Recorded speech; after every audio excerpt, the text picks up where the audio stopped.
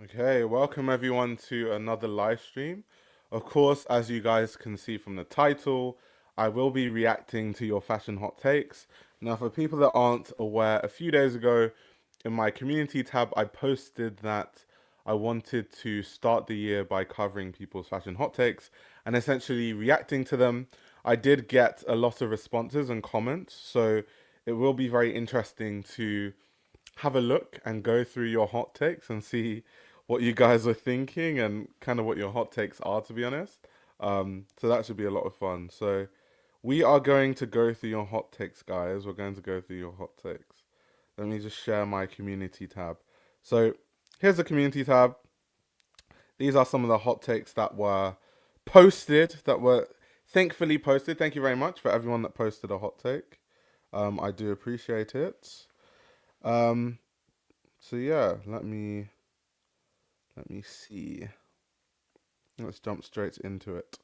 So the first one is celebrity endorsements for brands have peaked and collaborations are now a lazy way to get publicity or interest for a specific item or collection, which I guess that goes without saying. I mean, I do definitely agree with, the fact that a lot of collaborations now are very, very uninspired. A lot of collaborations, when you think about it, they are very much celebrity endorsements, and also a lot of celebrities that do collabs are very uninteresting. So yeah, I definitely agree with that. I don't think that's a hot take actually. I just agree with it. But yeah, let me give it a like. Manny says I like to see your 2025 fashion forecast. I mean, that's not really a hot take either, is it?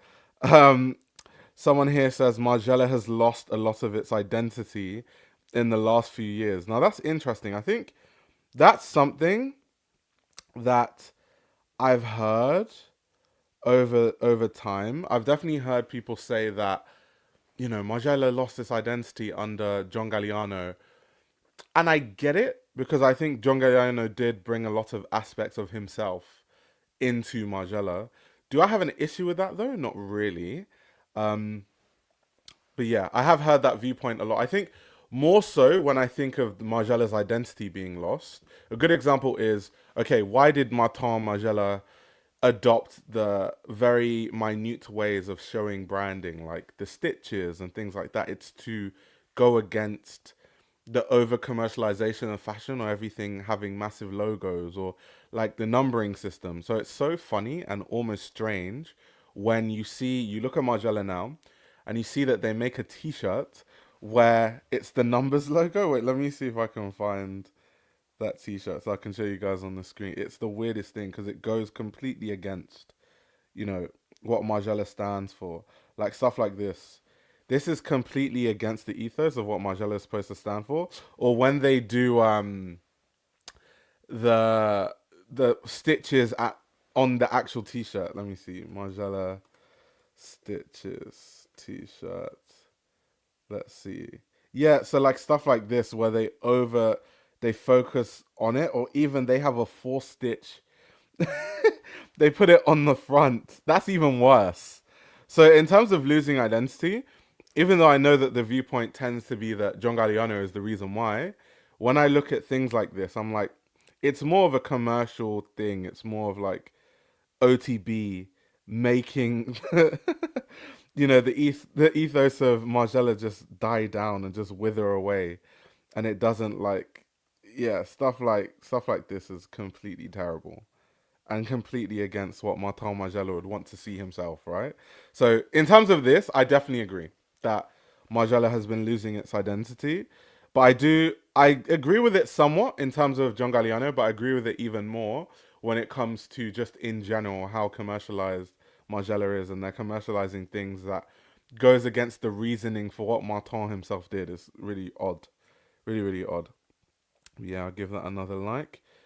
Okay, the decline in popularity of major brands is not only imminent due to horrid quality, but also because the access to luxury is more commonplace than the events where it's appropriate to wear them. Oh, that's a really interesting take. I think, first of all, I will say that, the point that the access to luxury clothing is more commonplace than the events where it's appropriate to wear them. I guess it's kind of true somewhat. I think not all luxury is couture, right? Where there are very specific places you can wear really, really elaborate gowns and dresses and stuff like that. Not every piece of luxury was like that. I mean, Celine under Phoebe Philo is luxury, right? But that actually is luxury that you can wear day to day everywhere, and it's a cohesive wardrobe. Or a lot of stuff that Eddie Simon makes, like you can wear a teddy bomber basically anywhere. So I don't think all of luxury removes like places where you can actually wear them, or with a lot of luxury, there aren't too many places you can wear them. With some aspects, yes, I do necessarily agree with that, but I do think that the decline of popularity of major brands, more so than that, I think is more to do with horrid quality. Even though kind of what this person is saying here is because access to luxury clothing is more commonplace than the events where it's appropriate to wear them. I think it's still more to do with quality, to be honest. I definitely think it's a lot to do with quality. I don't think there aren't enough places to wear luxury, if that makes sense. I think there are many places you can wear luxury, so long as it's not a super elaborate thing. I do think that something that COVID did do though, for a lot of these brands, is COVID removed the need to wear certain types of clothing because everyone dresses more casually now because people work from home more so than we ever have before. And that's why a lot of brands have even been pivoting. I mean, you read interviews by Alessandro Sartori, and he's talking about how Zegna is going lax and more relaxed and more casual and more casual luxe. He says things like this. So even the most upmarket menswear brands are even relaxing their silhouettes and their clothing. So that just shows you it's more, that's kind of where fashion is going more so than anything. So I definitely think it's to do with quality more so than anything else. And more consumers, I think, are getting hip to the fact that some of these clothes are made in the same factories as fast fashion, or some of these luxury clothes are even made in Italy, but with basically slave labor, and they're using illegal workers who they can exploit because they are illegal, they're undocumented, so they can just pay them anything and they have to deal with it. Um, so yeah, more people are figuring this out, I think. Let's see what the response to it. Okay, someone said bingo. Okay, let's see. Really hot take. I love how this person has started with really hot take. Brands should close after the namesake designer leaves or passes, unless they are taken over by a direct heir slash apprentice of the founder themselves. That's interesting because I guess there are a few brands that have been taken over by direct heirs. If you think of Andermatt, that was taken over by Sebastian Munier, who was kind of groomed to be in that position. Or you have the likes of Sarah Burton. Sarah Burton obviously worked under Lee McQueen himself for years and years and years before taking over the brand. That's interesting. Same thing with, let's say, Christian Dior. Yves Saint Laurent was working under Christian Dior for years and years and years. Well, not that long, but was working under Christian Dior in this case.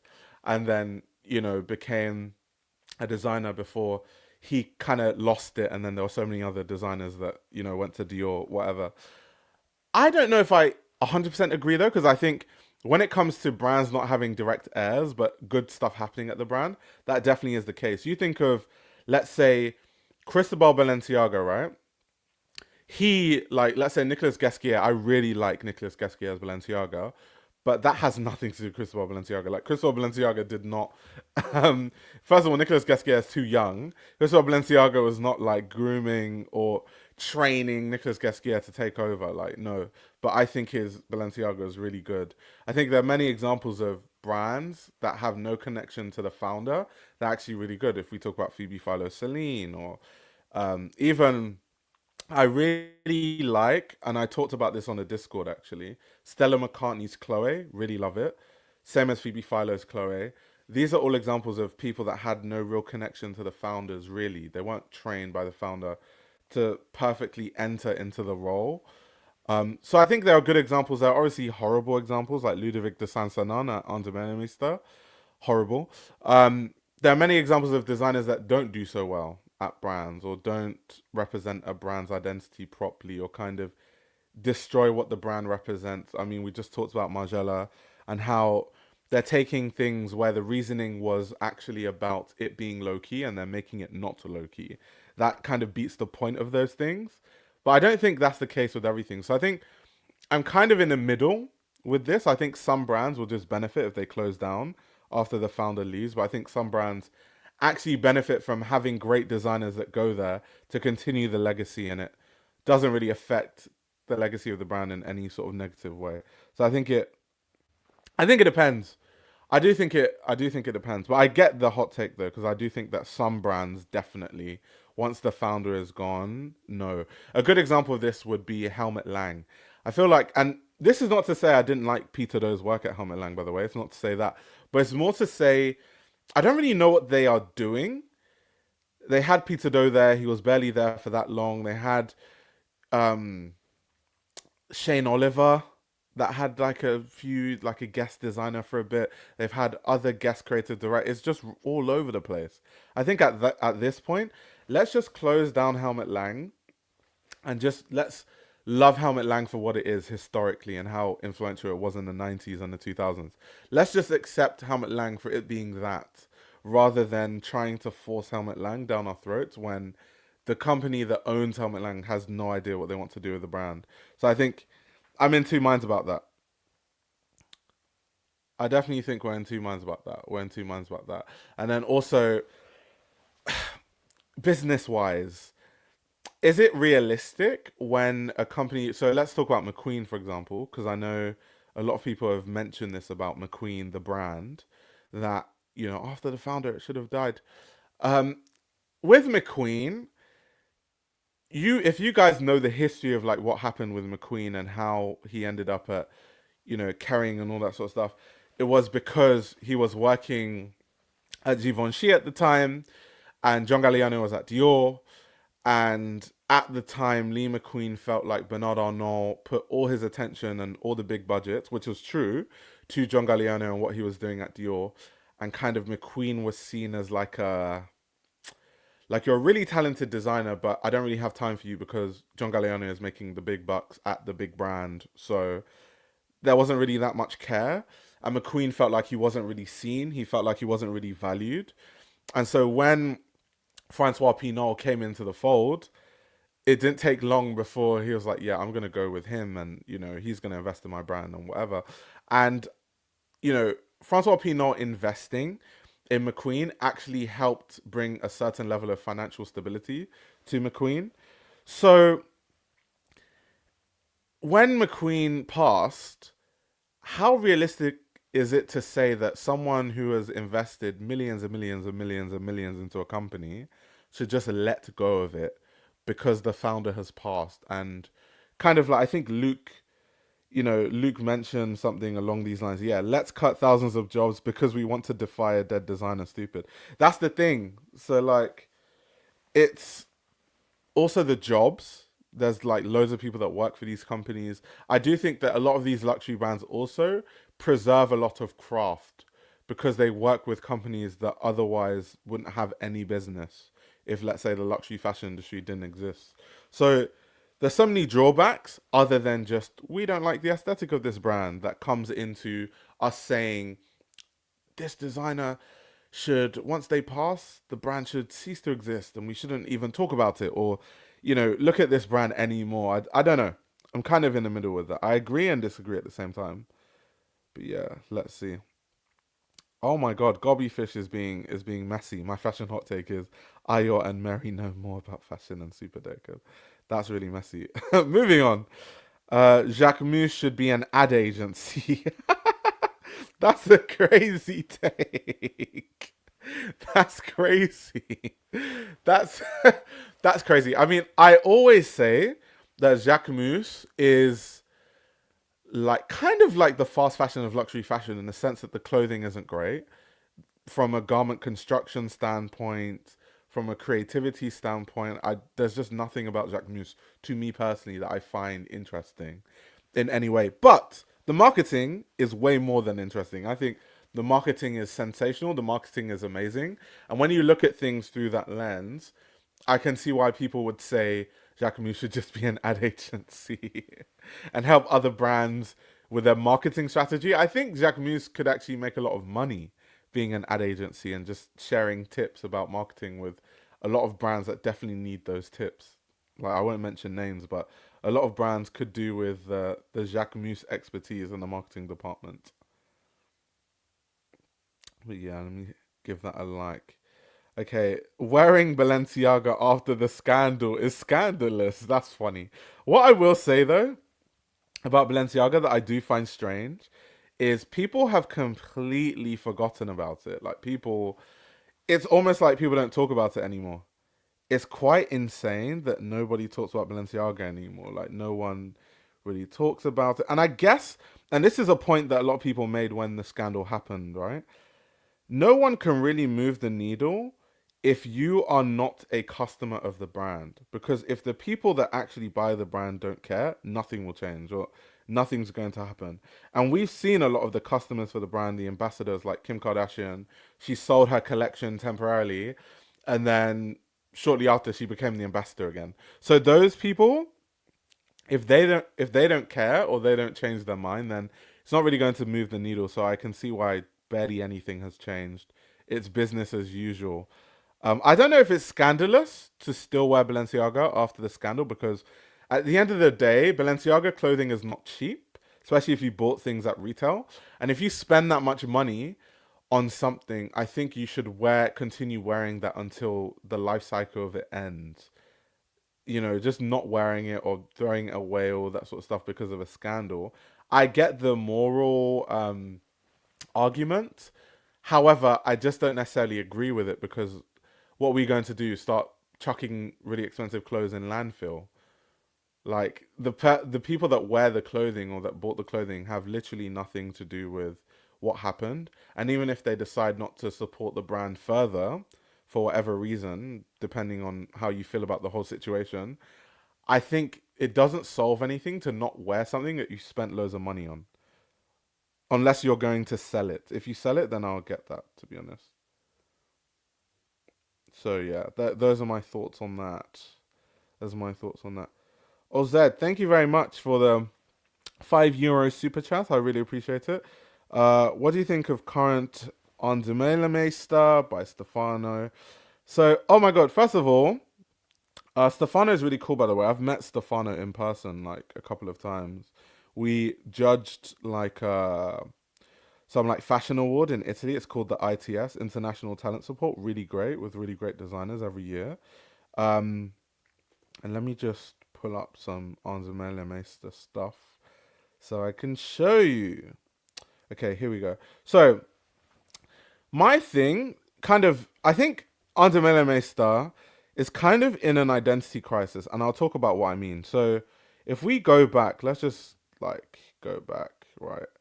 Okay, to around here. So, okay, we know, and Andrea Meister herself, what's her aesthetic?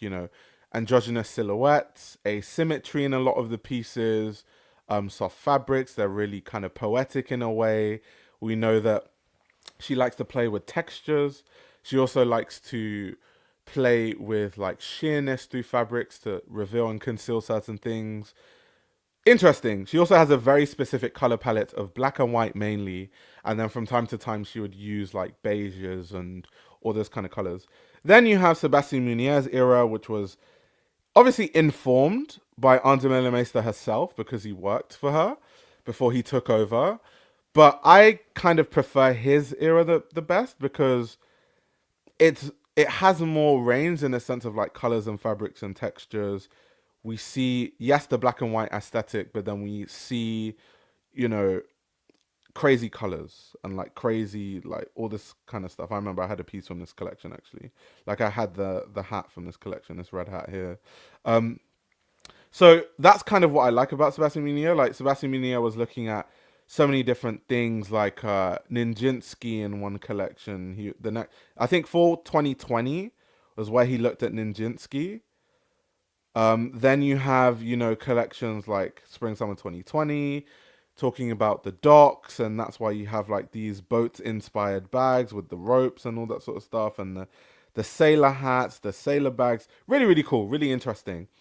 Post Sebastian Munier, they kind of had the team design just old Andrea Meister stuff, which to me, as an Andrea Meister fanboy, I have all the pieces from Andy's era, like the whole, androgynous coats, the asymmetric shirts where the buttons go sideways, or like the boots, or I'm trying to think what's another typical like Andre Mr. piece, like the crop trousers, the and I feel like if you're an Andre Mr. fan, you kind of over time will pick up all the ideal Andy pieces, and so at this point, them rehashing an old Andy isn't useful to me.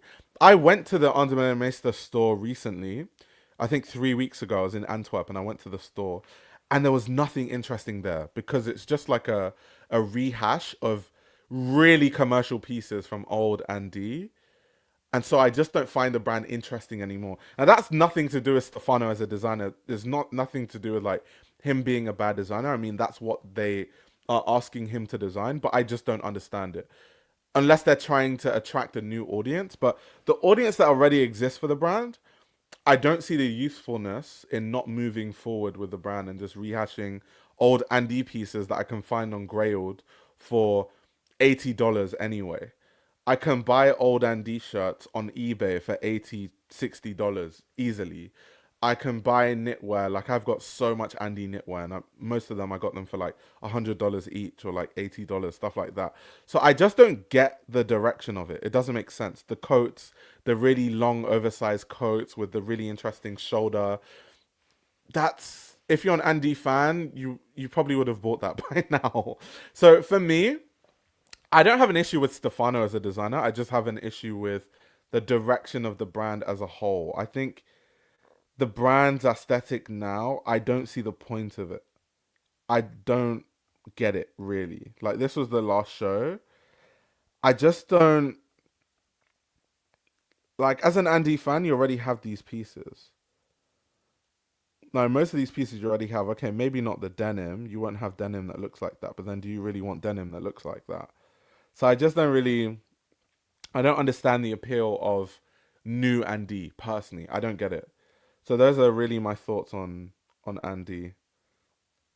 I don't get it. I don't get it.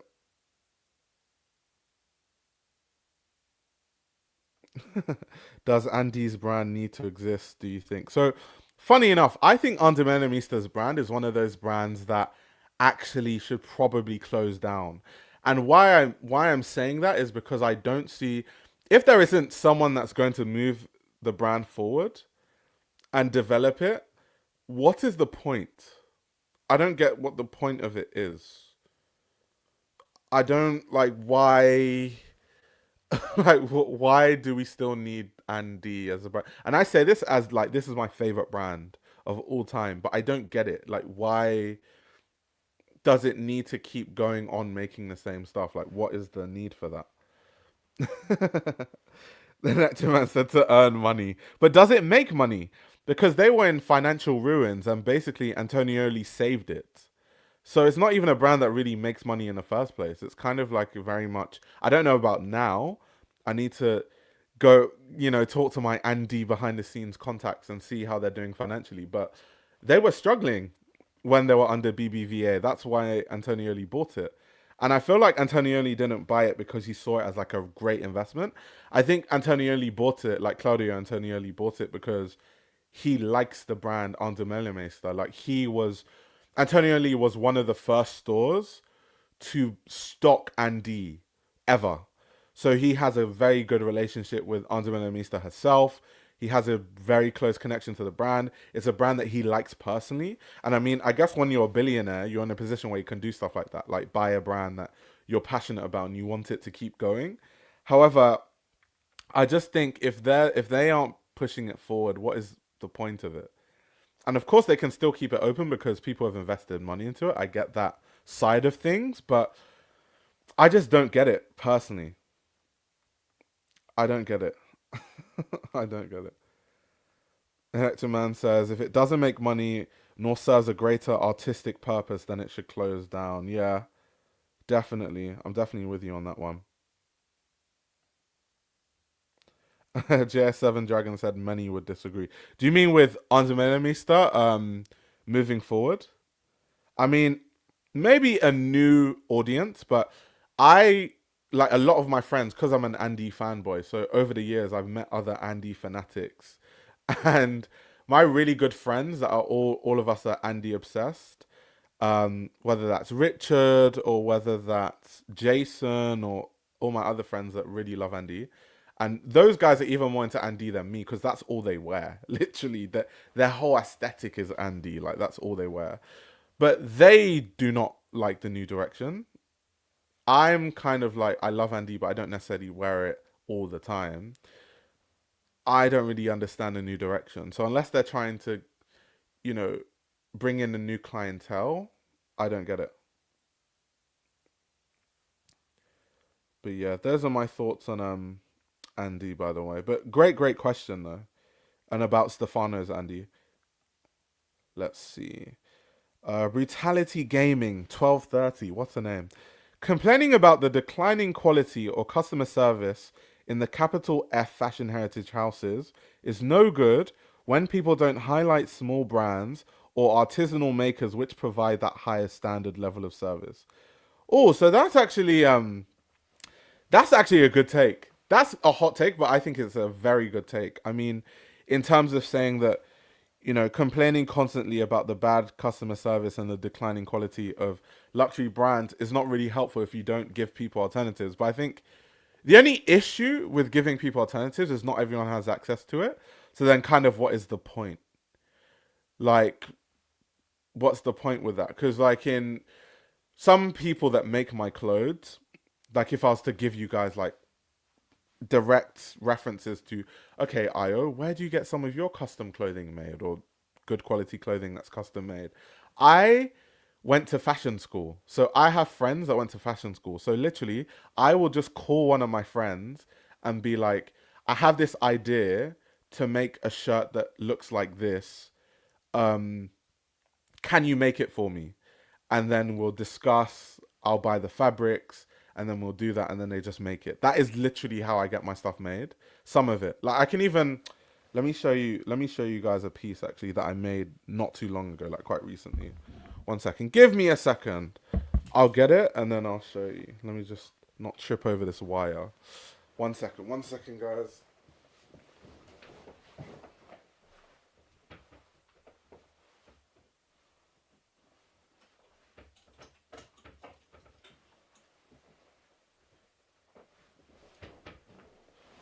Okay, okay, I'm back.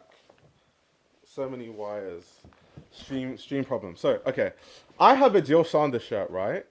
Let me see if I can hold it back enough. Okay, cool. So I have a Jill Sanders shirt where like the buttons. So I'll show you. Let me button it so that way you guys can see it a lot better. One second. Otherwise, I feel like if I don't button it, it won't be as easy to see. Um, Give me a sec. Let me just button this. Just enough so that I can maintain the structure of the shirt. Yeah. So I have a Jill Sanders shirt where there are like back button panels, but they're kind of diagonal, right? Let me full screen, otherwise you guys can't really see. Okay, cool. So they're kind of the buttons are kind of diagonal, but I like these panels. So I got a custom shirt like this made once, but I didn't kind of like it, and I wanted there to be more buttons on the back panels. So I got my friend to make another version of it and kind of change where the shoulders sit so that it's kind of like more slouchy styling, and then also to have more buttons on the panel. So I think the first one had just four buttons on the back panel, whereas this one has 12. So six on each side. So that's like an example of like a custom piece um, that I've literally gotten one of my friends from school to make for me, and I've like paid them to make it. So it's hard for me to give people direct references because it's like that's my friend, and I guess they're gonna give me a favorable price because they're my friends, and yeah, it's just hard to recommend. There are brands that I think care about quality. I've always talked about Yan Yan Vanesha. Let me put it on the screen because every time I mention him, people are like, "Who? Like what?" who are you talking about? So this is the brand I'm talking about, guys. Um, so Yan Yan is a designer based in, well, brand based in Antwerp. Um, and he actually does a lot of, let me just add this. He does a lot of like fabric research, fabric development. He goes around the world trying to find the highest quality fabrics. That's literally the point of his brand. And then he has a very like artisanal sort of aesthetic. So his brand is a brand that I could easily, without blinking an eye, vouch for when it comes to it being high quality and it being worth the price, like without the shadow of a doubt. Like you're going to get the best fabrics. The dyeing is done in the best ways. He's developing different dyeing processes. Like this is an example of a brand like that. But then again, one issue with me recommending a brand like this is not like not everyone can wear this. Like this is not everyone's aesthetic, right? Some people that like it, and if you like this aesthetic, this is a brand that I would definitely recommend. But like I said, not everyone is going to like the aesthetic, which is normal. So then, if you don't like this aesthetic, if you want a different aesthetic, so for me to actually recommend every single place, okay, this is where you go for footwear. That would have to be like a whole ass masterclass or whatever. But I do think if you do research, and I don't think it takes a lot of research, if you have money enough to buy a Chanel flat bag, then you have money enough to find an artisan that could make it for you for way cheaper, and you could actually pick the materials and the fabrics and stuff like that. Is definitely my take. And then if you can't afford those things at retail, I don't think you have the same issues, because then just buy stuff that's secondhand and older, that's probably made and constructed way better than a lot of the new stuff that we see. So yeah, either way, it's kind of like I don't have to tell people every single thing where they can get every single thing, right? But it's a good take though. I do think that sometimes it is very beneficial to mention to people, okay, buy from this designer or buy from this brand, rather than just complaining all the time, um, and all those kind of things, right? So yeah. JS7 Dragon has another hot take. Let's see. Only people with style do the research to buy custom. I guess that's kind of true. I mean, getting custom clothes made just means that you care enough about fashion to actually go through that process. So I definitely think that the kind of person that would get a custom piece made for themselves is probably someone that will have a certain interesting style, because they're going all like to that length to get clothes made. They're not just picking stuff off a rack and then being like, that's enough. Luke says, why is spending thousands on leather accessories to carry our shit normalized, but not spending thousands on actual clothes?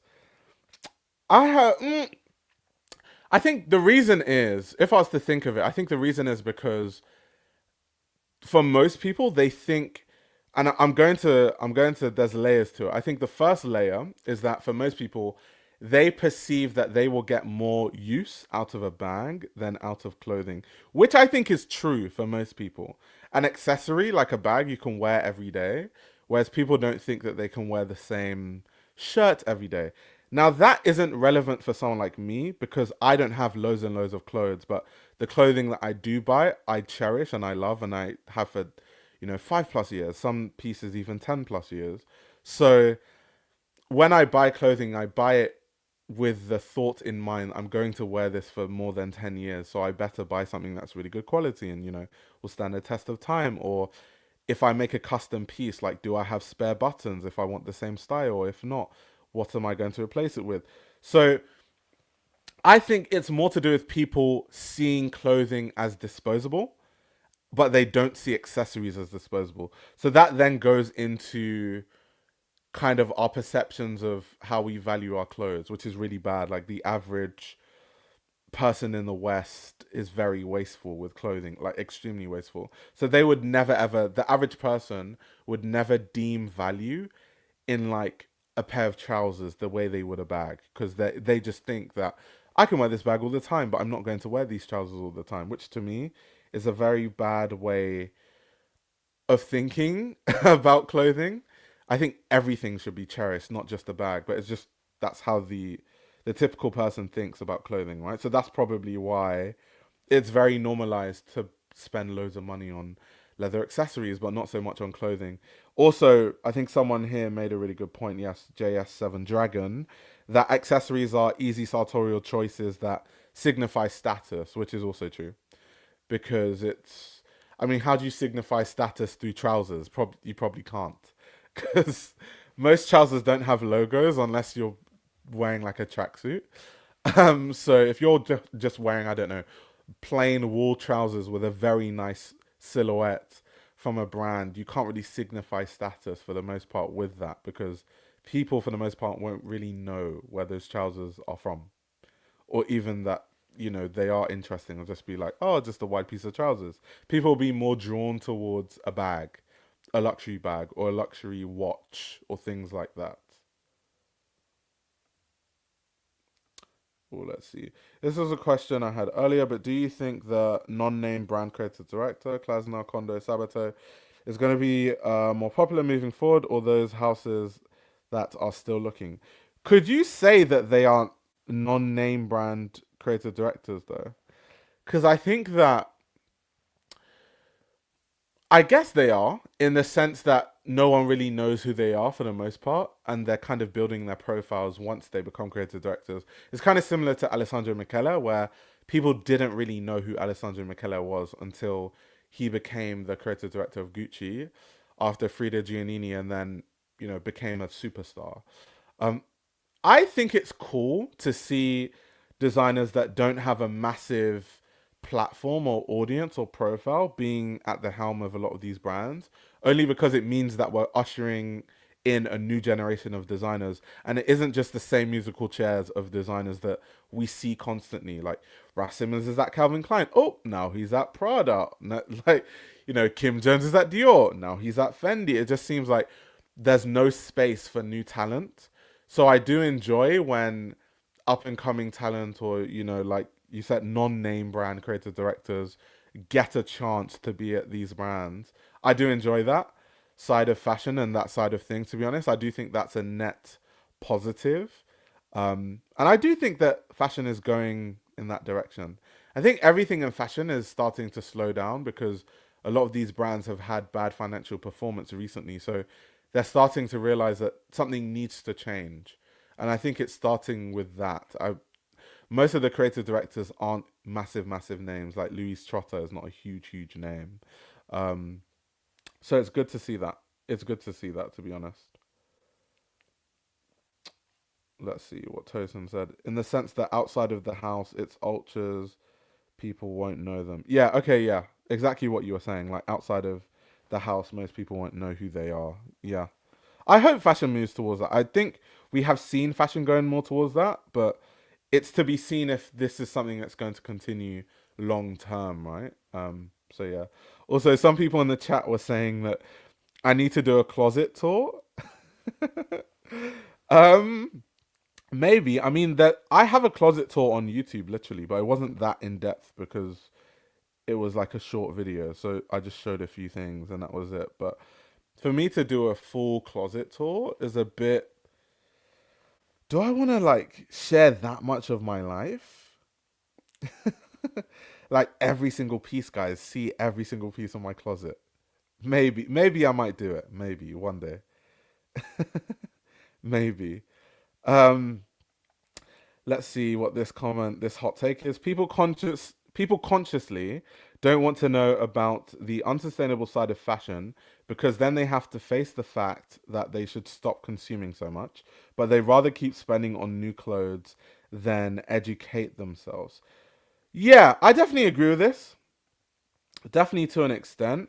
Actually, let me show, because funny enough, I had a comment that I thought was really good based on my stream yesterday because we were talking about the Walmart Birkin and I was saying that some people kind of don't want to take any responsibility for the fact that they buy into fast fashion and there are other options.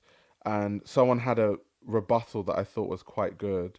So I'd like to read that comment and then share my thoughts kind of based on the comment, but let me just find it quickly. Okay, yeah. So this is the comment here. Um, so in response, this person says, I think the issue that I have with the point of affordability in clothing is that I think you're missing the point by saying people don't want to deal with moral implications is inaccurate. Saying something to the effect of people not wanting to educate themselves about garment slash fabric quality as being a lazy take seems inaccurate, especially when the average consumer lives in a society where their only option for buying something they can afford may be fast fashion. Not because they are lazy, but because after paying their living expenses, cheap clothing may be just that.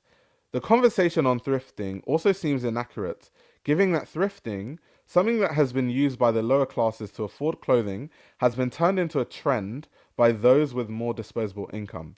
Taking into account that time also being a luxury, the point as it pertains to the average consumer is they don't have enough of it.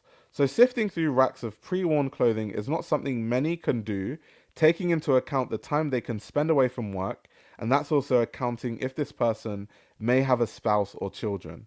And I don't come at this from just a luxury angle, but one about quality and affordability not being pushed by these larger brands, so the share of the blame should be put on big businesses and not just the consumer. So I'll read what my response was, and then after reading that, we can talk about this hot take again. So my response was, I definitely understand your perspective, and I think you've highlighted some great key points, which I definitely think they did. Then I went on to say, my issue is that in the West, and then I put in brackets that this video is specifically talking about American consumers buying these Walmart Birkins in droves. Buying fast fashion is not the only option.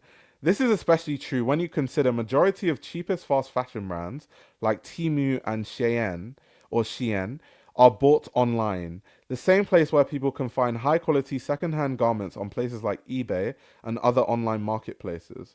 I find it hard to believe that there are people that literally don't have the time to look at any secondhand clothes because when you shop online via fast fashion stores, you have to go through a lot of different styles before you find something you like. People aren't just buying the first thing that comes up on every web page on H&M or Shein. Consumers definitely need to take some of the responsibility, even though I put most of it on the corporations, which is why I spent most of last year exposing all of the trade and ethical scandals of major luxury houses. And you guys that, follow the channel will know about this because we talked about Dior and Armani. We talked about, Burberry destroying clothing. I always hold corporations accountable, especially on this channel. But continuing on, I said, where I'm from, Nigeria, the average person is living in extreme poverty. People buy secondhand, learn to construct their own clothes, or find damaged clothes and repair them themselves. The funny thing is that before the fast fashion boom, everyone knew how to do simple repairs to prolong the life of their garments, and they were also able to change the style of their clothes if they got bored of it instead of over-consuming and buying new garments. And then I kind of posted an article where I said, look at this article on the consumption of the average American. I can actually show you this stuff actually because there are some crazy stats about like the average American consumer. It's also important to note that that video specifically, I was actually talking about Walmart Birkins, which isn't, necessary. You know what I mean? Like Walmart Birkins are not a necessity. So someone who is like struggling financially has no business buying a Walmart Birkin at all. Like you, you should not be in a position if you're struggling financially to be buying stuff that you don't need, like a Walmart Birkin. But yeah, because there was a stat specifically that I wanted to highlight in this article about the average American consumer. Let me see, what's the stat again? It was like basically a stat around how many pieces of clothing. Yeah, there we go. So on average, the average American buys 53 new items of clothing per year, 4 times as much as in the year 2000. That is insane. The average consumer buys 53 new items of clothing. 53, guys. Like, that is actually insane. That is so insane to me. That is so insane. It's so insane. So anyway, going back to the hot take about people consciously don't want to know about the unsustainable side of fashion because then they have to face the fact that they should stop consuming so much, but they rather keep spending on new clothes and educate themselves. I think it depends who we're talking about. I obviously, when we have these conversations, assume that we must be talking about the West because countries like my home country in Nigeria, this isn't really a valid conversation because people are literally so poor. Like the average person in Nigeria is so poor, it's not really a relevant conversation to have. Like people genuinely don't even know when they're going to eat. Like the average person, like extreme levels of poverty that people watching the stream probably could not imagine. And I've seen what that kind of poverty is like myself because I lived in my village in Nigeria for 2 years. So I lived in and amongst people like this, right? And saw their lives firsthand for years. So I always assume that these conversations we are actually talking about um, the West. Now, in the West, the kind of person that buys from Shein, we're not talking about people that cannot afford to buy clothing at all. That's a different conversation. We are talking about people that overconsume clothing. We're talking about people that are overconsuming by buying these Walmart Birkins in droves. These kind of consumers, they buy stuff from Shein, but they don't need to. Like, do people need to buy 53 items of clothing in a year? Probably not. Do these people not have any time at all? I don't think so because these people go through Shein and look at so many different styles and then find stuff that they like. You could literally do that same thing on Depop because it's the same online platforms that you're using. You can do the same thing on Grailed. You can do the same thing on the Real World, just like sift through things and find something you like. You can do the same thing on eBay. You can do the same thing on a lot of charity shops have directories online. You can do the same thing on TK Maxx. There are so many different options where you can like do stuff like that. And then on top of that, I think one thing we need to get back to in fashion is actually looking for ways where we can prolong the clothing that we already have rather than thinking of what's the next thing I can buy because I'm bored of this dress. So I'm going to throw it away and then buy something else that's new. Or what is now in trend because a lot of the stuff that I have in my wardrobe right now is not trendy. So let me buy into the current trends and throw away my current closet. I think that mindset thing definitely needs to be looked at. And I do think that there are quite a few people, I wouldn't say everyone is educated on fashion, but I do think there are quite a few people that kind of have an understanding that consuming in that way is problematic, but they don't really care to change the way they consume. And those are definitely the people who I think would rather um, consume loads and not really care about the impact of what they're doing. That's definitely true. I don't think that's the case for everyone. So when it comes to this hot take, I think I'm kind of in the middle somewhere. I don't think everyone is that educated on fashion to really know the impact of their spending habits. But I do think that there are definitely some people like influencers, loads of influencers online that perpetuate a lot of things and they kind of know better, but they don't care. And they just care about things like money. They don't care about the impact of what they promote, right? Or the messages that they promote. I'm trying to think of who's a good example. Like Molly May is a very fantastic example of that, who I think she puts out a lot of or promotes a lot of problematic ways of consuming fashion, and she definitely knows better because she works in the fashion industry, so she would know. But she doesn't care because she makes a lot of money from fast fashion brands.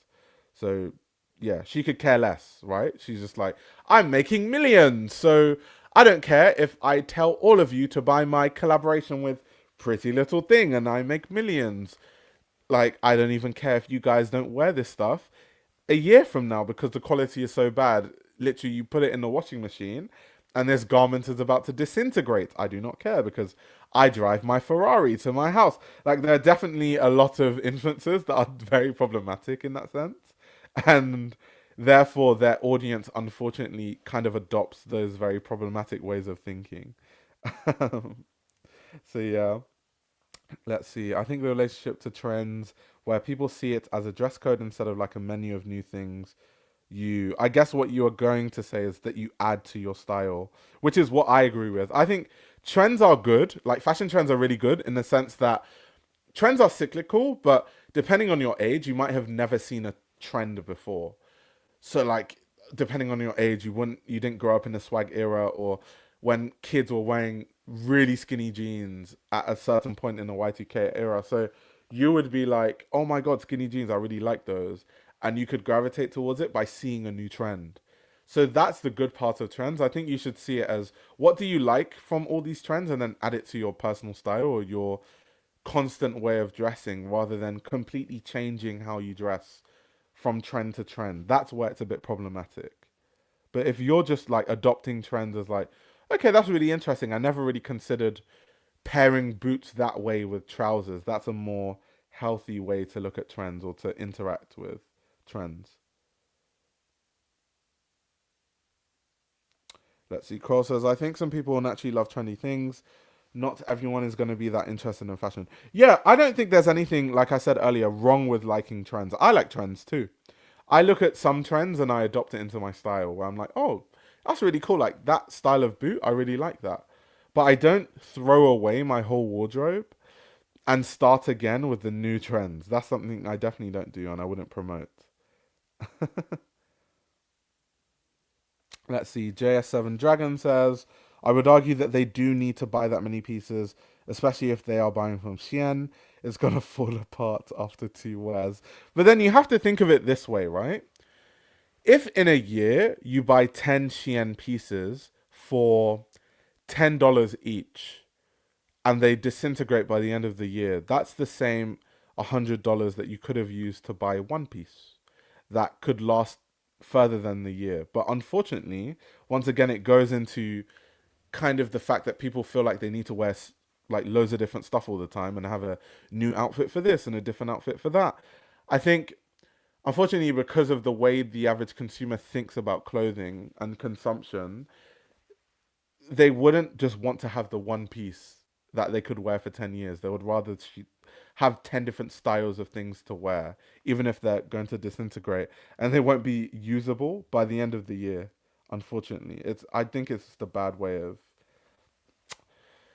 yeah, like buying clothing. I think, and this is something I've had this conversation before. I've said this point before, where I have a really good friend who's a lot older than me, and so she gives me a lot of insight on the way that, fashion was like at times before I was born. Like I'd like to know, like, what was fashion like? How did people buy clothing? What was consumption like? What did the average consumer buy? And this person has literally told me that in places like the US and the UK, that clothing had to be really good quality, because even at the lowest end of the market, people obviously required a lot more from their garments. This was at a time when a lot of people's mums and aunties could actually sew clothing and could sew and repair stuff. So they knew about quality, right? So even the cheapest of things still had to be made to a certain standard. And I think clothing across the board is just way worse now than it was, let's say, in the 80s or the 70s, like garment quality wise. So people didn't have this whole trend, or it wasn't trendy to wear so many different clothes, to have so many different dresses for so many different occasions, and to have so many different styles of clothes. People would save up for 6 months.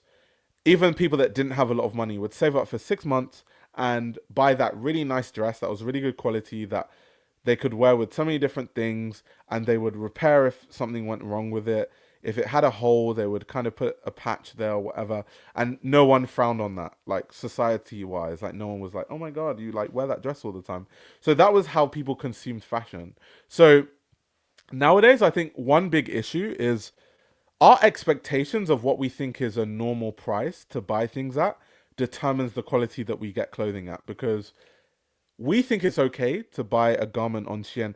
There sometimes, especially on Black Friday, you see these fast fashion companies like Shein or Pretty Little Thing selling stuff for like 50 cents. If a company can sell clothing for 50 cents, you already know that that clothing is going to disintegrate. If they can afford to sell it for that, you know the clothing's going to disintegrate. You know that it's been used with damn near slave labor. You already know all these things.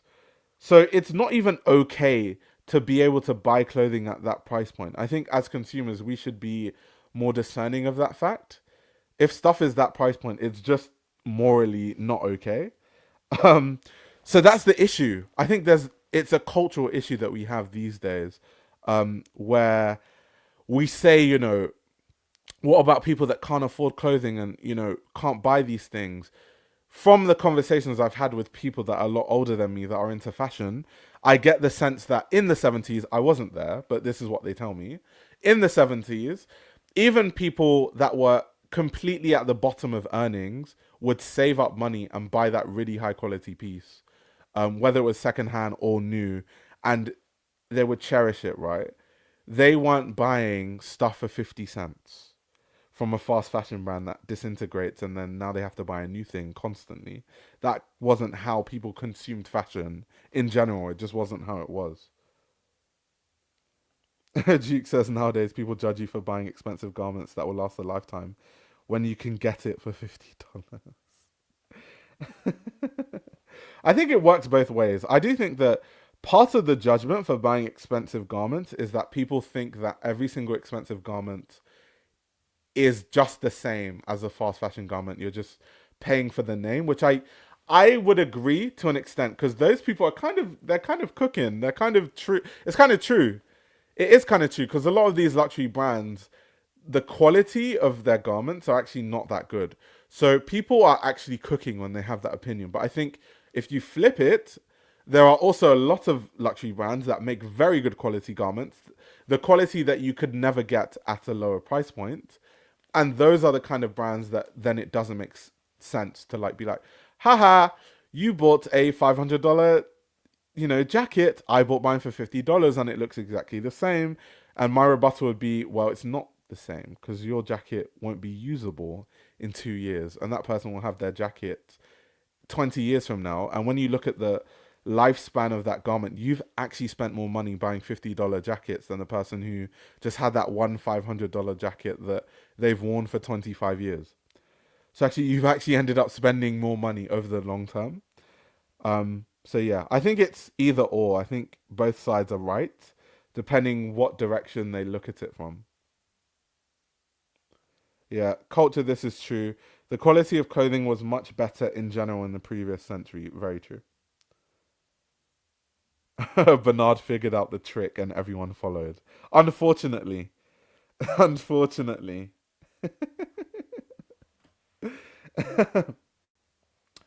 Exactly. Non-fashion people don't want to hear that though. Yeah, I think it's a very much a lot of people think that fashion people are really vain. And once again, I don't want to because nothing exists in a vacuum. They are kind of right.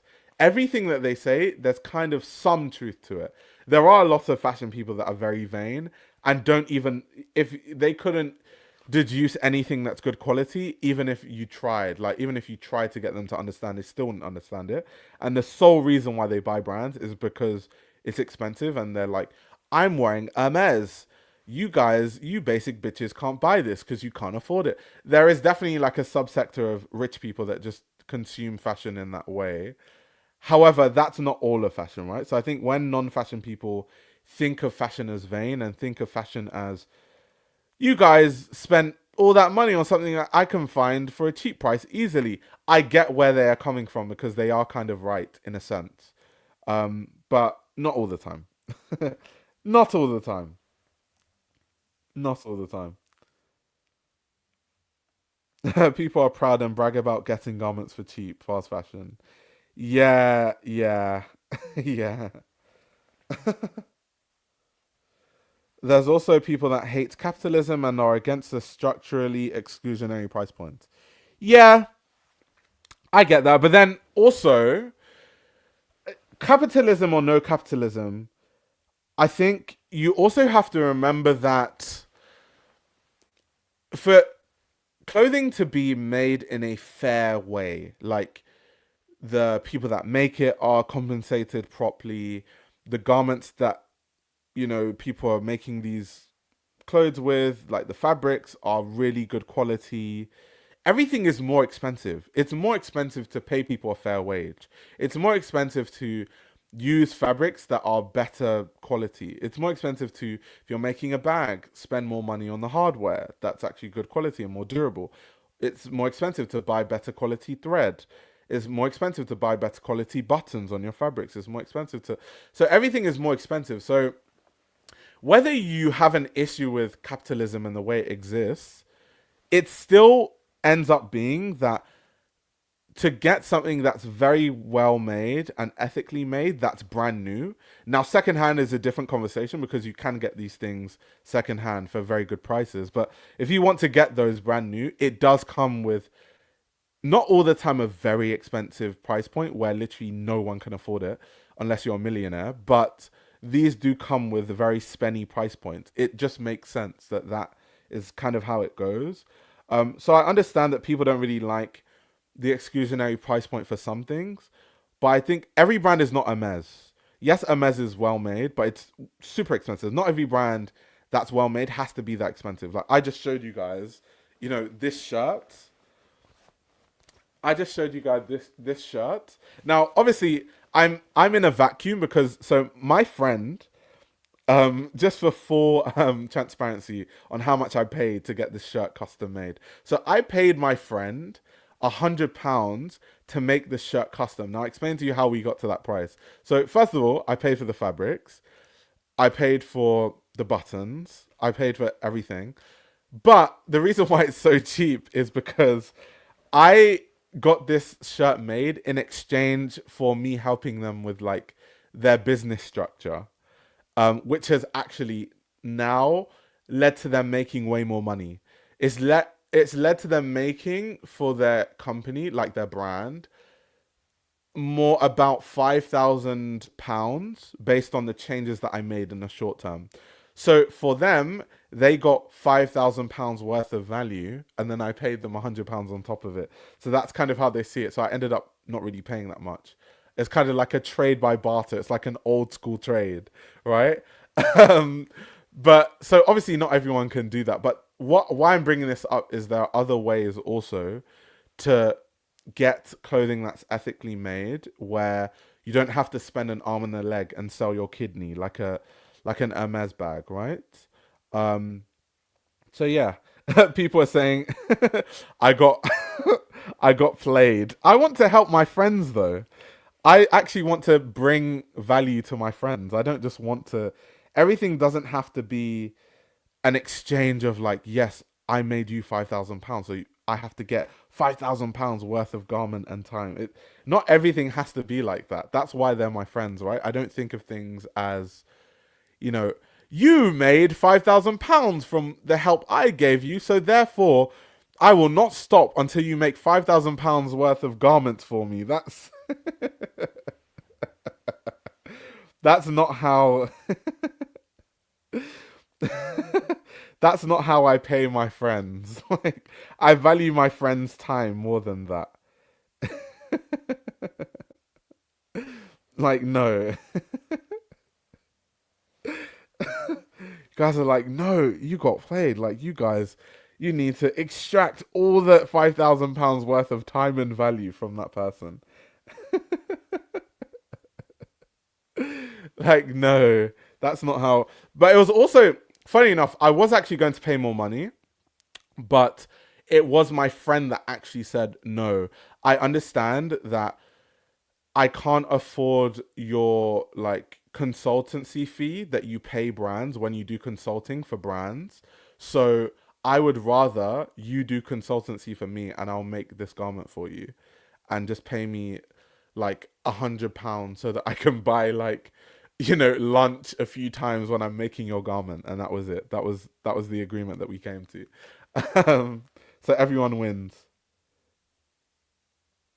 The Nectar Man says you valued their labor more than yours, obviously. Yeah, but I'm a nice guy. I treat people with respect. I don't. It's sometimes it's good not to just go around and live your life exploiting people all the time. How about that? It's all jokes until I, as friends, become Arnold's tutors.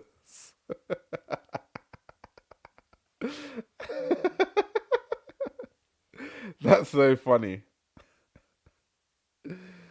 This is also true, by the way. It took my friend a lot of time to actually make the garment from scratch.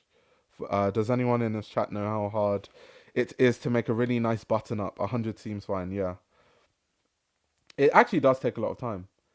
Luke is like, next hot take. Stop rambling.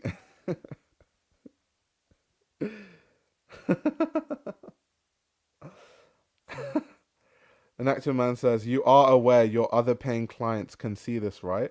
Yeah, but you need to understand that my other paying clients are not my friends. So they can try all they want. I'm still going to charge them the fee that I charge all my other clients. And most of my clients are really big companies. So then the big companies, which is why I'm open saying this, the big companies that I work with sometimes, they're not going to be like, oh my God, he only paid his friend £100 in exchange for like a garment being made. So let's do the same thing. Like, I just won't work with them. Literally, that's all that's going to happen. That's all that's going to happen. But anyway, next hot take. Luke is on my neck about that.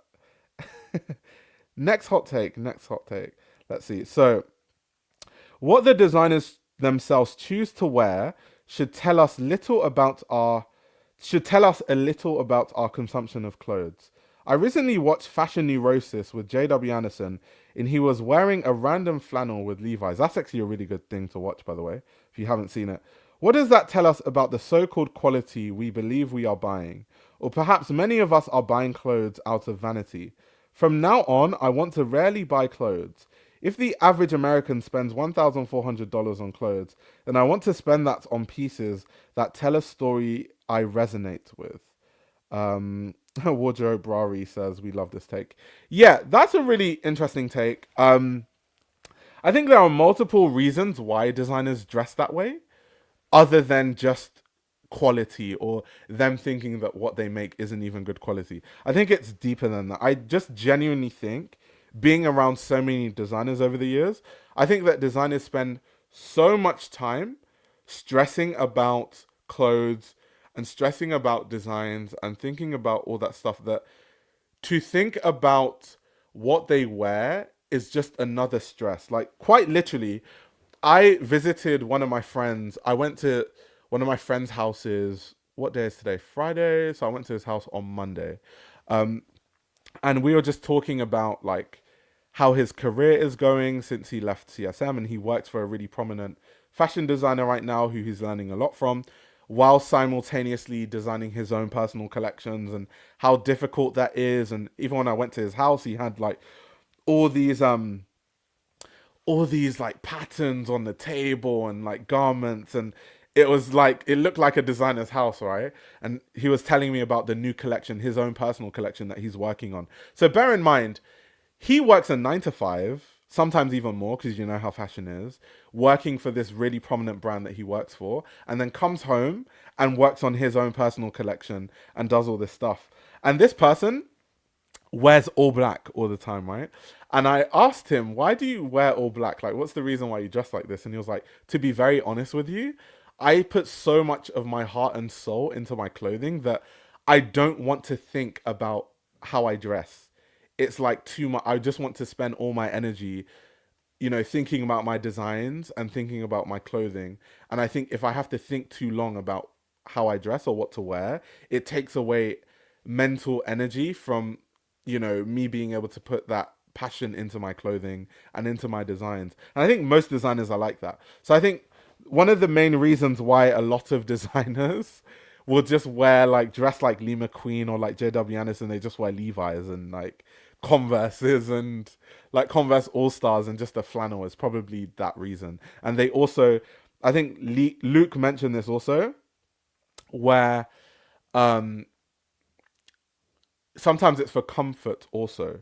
When you work as a fashion designer, you are crouching on the floor. You're, pinning things onto mannequins, and you're running around, and then you have to go to this supplier, and then you come back, and then you have to go here, and then you have to show this person exactly how you want the patterns made, or you have to, it's a very active job. And it is good to dress for comfort. If you're wearing something that's really uncomfortable to wear, it's kind of hard to be a designer and be running all over the place, like doing all these things in your studio. So that's also another reason. Like you do have to dress for comfort because as a designer, and I'm talking about real designers. I'm not talking about designers that just kind of sit in their bedroom and design a logo on Photoshop and then send it to a factory in China and get that logo printed on hoodies and they call themselves a designer. I'm not talking about those people. I'm talking about actual designers. Um, it's very difficult to dress in a crazy way and design in that sense. So I think that's another reason why also. Um, that's a big reason why. Lee McQueen, my fashion icon. Designers don't have time to style, but could just hire a stylist or something. Yeah, I think most designers dress like that, and the designers that don't just wear their own clothing. Like Rick Owens just wears his own clothing. But even the funny thing about Rick Owens, right, is that Rick Owens, even though he wears his own clothing, he kind of wears the same thing over and over again. It changes over time, but he kind of dresses the same way. Like, let me Google Rick Owens style and you'll see what I mean. So even Rick Owens, who wears his own clothing, yes, he wears his own clothes, but it is kind of like a uniform where he kind of wears the same style of thing. Like this fit, for example, this fit here, like the Rick Owens blazer, um, with the cap and stuff, that is a fit that I see Rick Owens wearing a lot. Like he wears that same fit over and over and over and over and over again. Like this kind of thing. So he's wearing the same fit here, but he's changed the footwear. Like for the most part, look again, the blazer, like he wears this fit constantly. In the summer, he'll wear like, the sleeveless vest and like layer that way.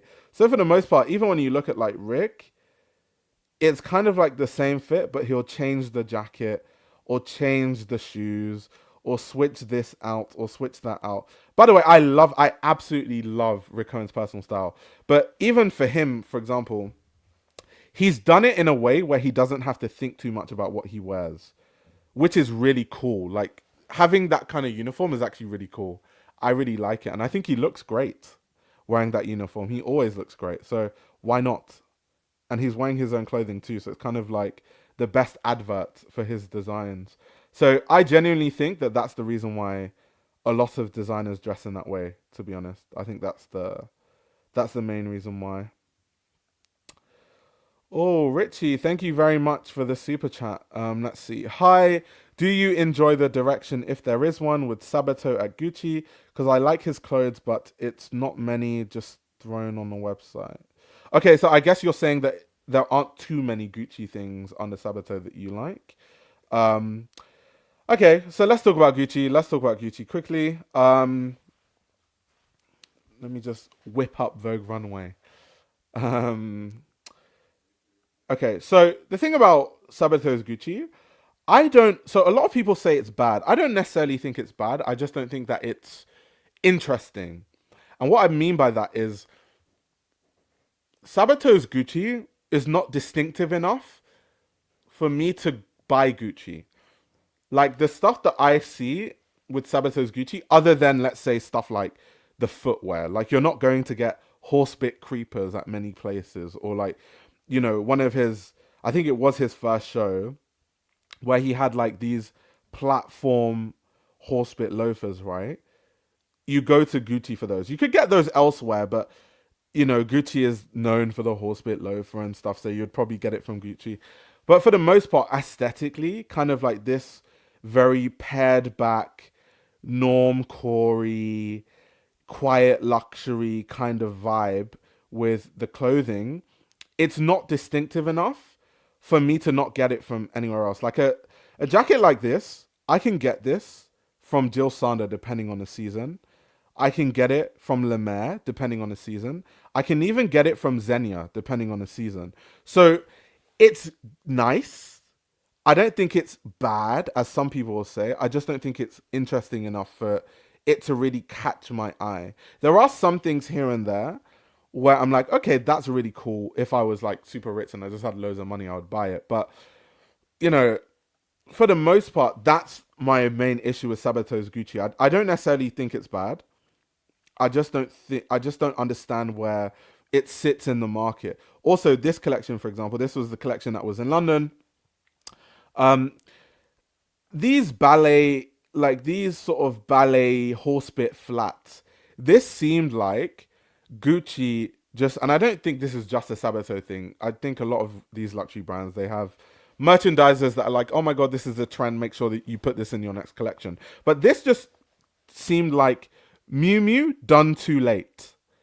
Kind of having these ballet flats with the horse bits because it is now the trendy thing to have these ballet flats, but just to make your own version and have a horse bit. So that's my main issue with Gucci. It just seems a bit directionless, where they kind of see what's trending, they copy what's trending rather than having their own unique identity. And then everything has gone really pared back to where Phoebe Philo looks like La Mer, which looks like Xenia, which looks like Gucci, which looks like so many other brands. Like a lot of these looks, for example, very much reminded me of like Miu Miu looks, right?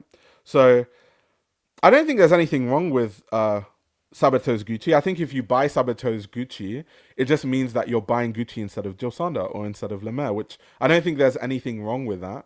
I just think that if you're a Jil Sander customer, there's nothing enough that would make you a Gucci customer. Like, there's nothing that would be like, oh, I normally buy Jil Sander, but this season I'm going to buy Gucci because they look the same for the most part. Or, if you guys get the point. If you're a customer of a brand that has a similar aesthetic, the nice coats, nice denim, nice footwear, it's not distinctive enough to push customers away from other brands.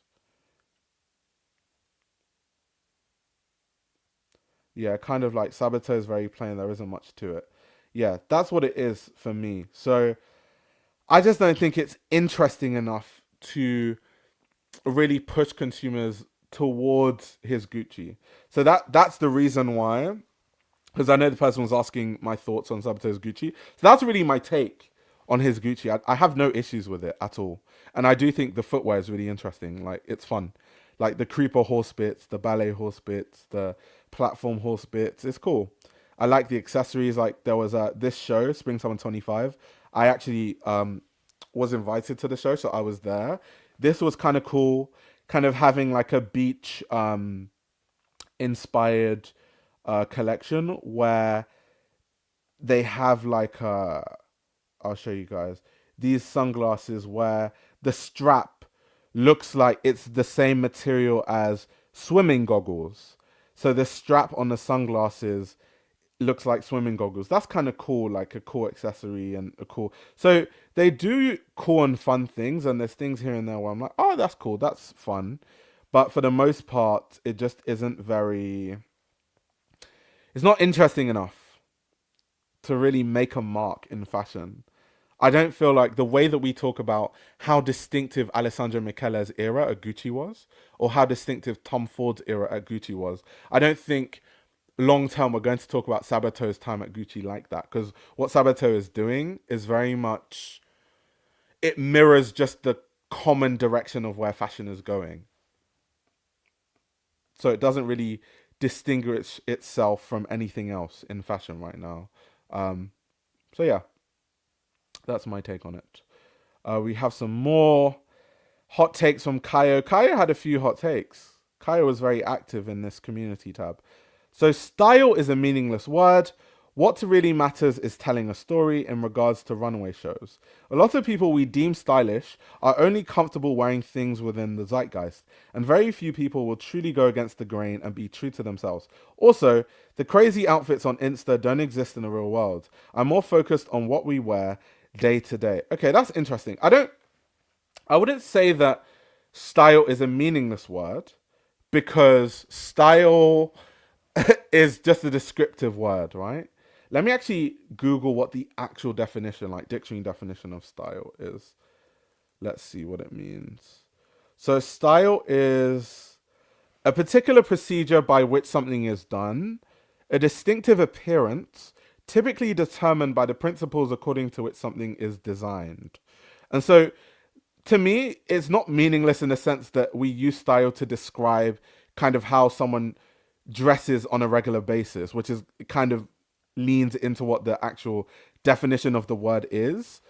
And so a designer having a style, I wouldn't say is meaningless. I think it's fine to have a style or a signature. Rick Owens has a style of the way he designs his clothing. So does Yoji Yamamoto. So does Phoebe Philo. I don't think there's anything wrong with that.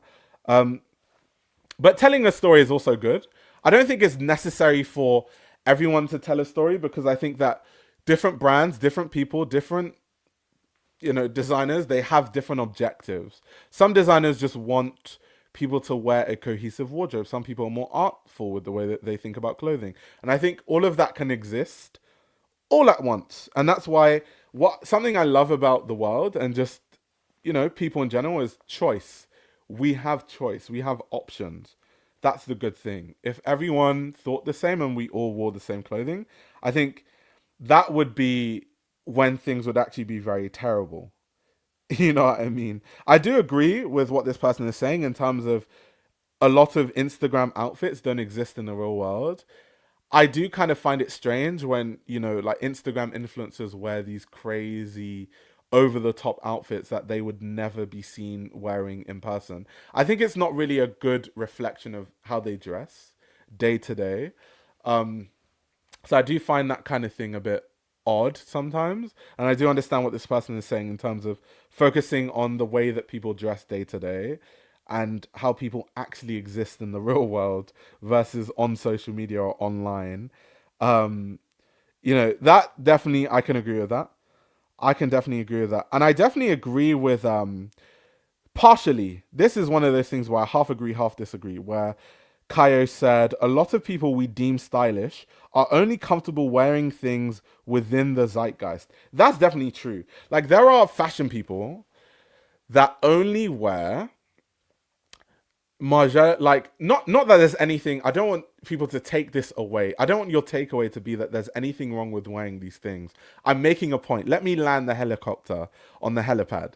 So I think that some people only wear things that are very popular in a zeitgeist. So there are certain influencers that I see that only wear Margiela Tabis and Issey Miyake Homme Plissé or Pleats Please and Rick Owens and like very like popular brands. But then what happens is people are like, oh my God, that person's so stylish and they're so stylish. And in my head, all I'm thinking is the way they dress is like a high fashion avant-garde mood board. There's nothing individual or remotely. I don't even think that person thinks about their style. I think they just saw a mood board somewhere and adopted the mood board as a personal style. So I definitely agree with that in the sense that a lot of people only wear things within the zeitgeist that they are in, and a few people truly go against the grain. That's like basically what I would call a fashion victim, right? Now, I can't critique those people strongly because I used to be that person, which is why I know this exists. And I see so many other influencers now that do it. There was a point in time when I first got into fashion where I thought that to be a fashion person, I have to look overly over the top avant-garde. So I would wear like crazy ass Yoji pieces that I definitely wouldn't wear now because it's not my style. But I would wear like the most over the top avant-garde stuff, and it would only be certain brands. Like it would be like Yoji, and it would be like really obscure like artisanal brands like Ziggy Chen and stuff. And that would be my way of being like, I'm so fashionable. Like you guys like because I wear Ziggy Chen and I wear Yoji. So, like, I'm definitely a fashion person. And so now that I've grown out of that and I don't do that anymore, I can see when people are doing it. And a lot of people do it. Like, a lot of influencers do that. Like, I'm genuinely looking at their style and being like, there's no individuality to this. You literally look like a fashion mood board. So there's nothing wrong with those individual pieces. But if literally your personal style is the high fashion mood board, so on Monday it's tabbies with, Rick Owens head to toe. On Tuesdays, that definitely means, I guess we can call it a personal style, but it's kind of like half personal style, half like an Instagram mood board in a way. Let's see. Alyssa said, I once heard the people who look the least into fashion typically know a lot and are really into fashion. Yeah, that's also true. I also think that people that are the least into fashion have really interesting personal styles, right? I definitely think that is a thing. That definitely is a thing. But that's also a thing. So now when I buy clothing, because that's why I don't like to be a hypocrite. That's why I called myself out by saying I definitely did that when I first got into fashion. When I buy clothing, I have to ask myself so many questions. Like, are you buying this because you like it? Or are you buying this because you're going to wear this and people are going to be like, oh my God, Io's so stylish because he's wearing dot dot dot brand? Or Io's so stylish because he's wearing dot dot dot thing? Or are you buying it because you actually really enjoy that and it's something that you can see yourself wearing 5, 10, 15 years from now?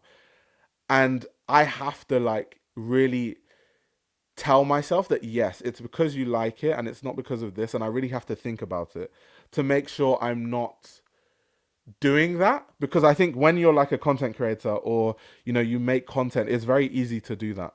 It's very easy to fall into that. Or like I understand why influencers on Instagram fall into that, because you kind of play into what your audience wants, and then without even realizing it, you then become that person where you're just buying things that your audience will like, and it becomes a bit formulaic, and then you actually don't have personal style. Your style is what your audience expects you to wear and what your audience expectations of your style is.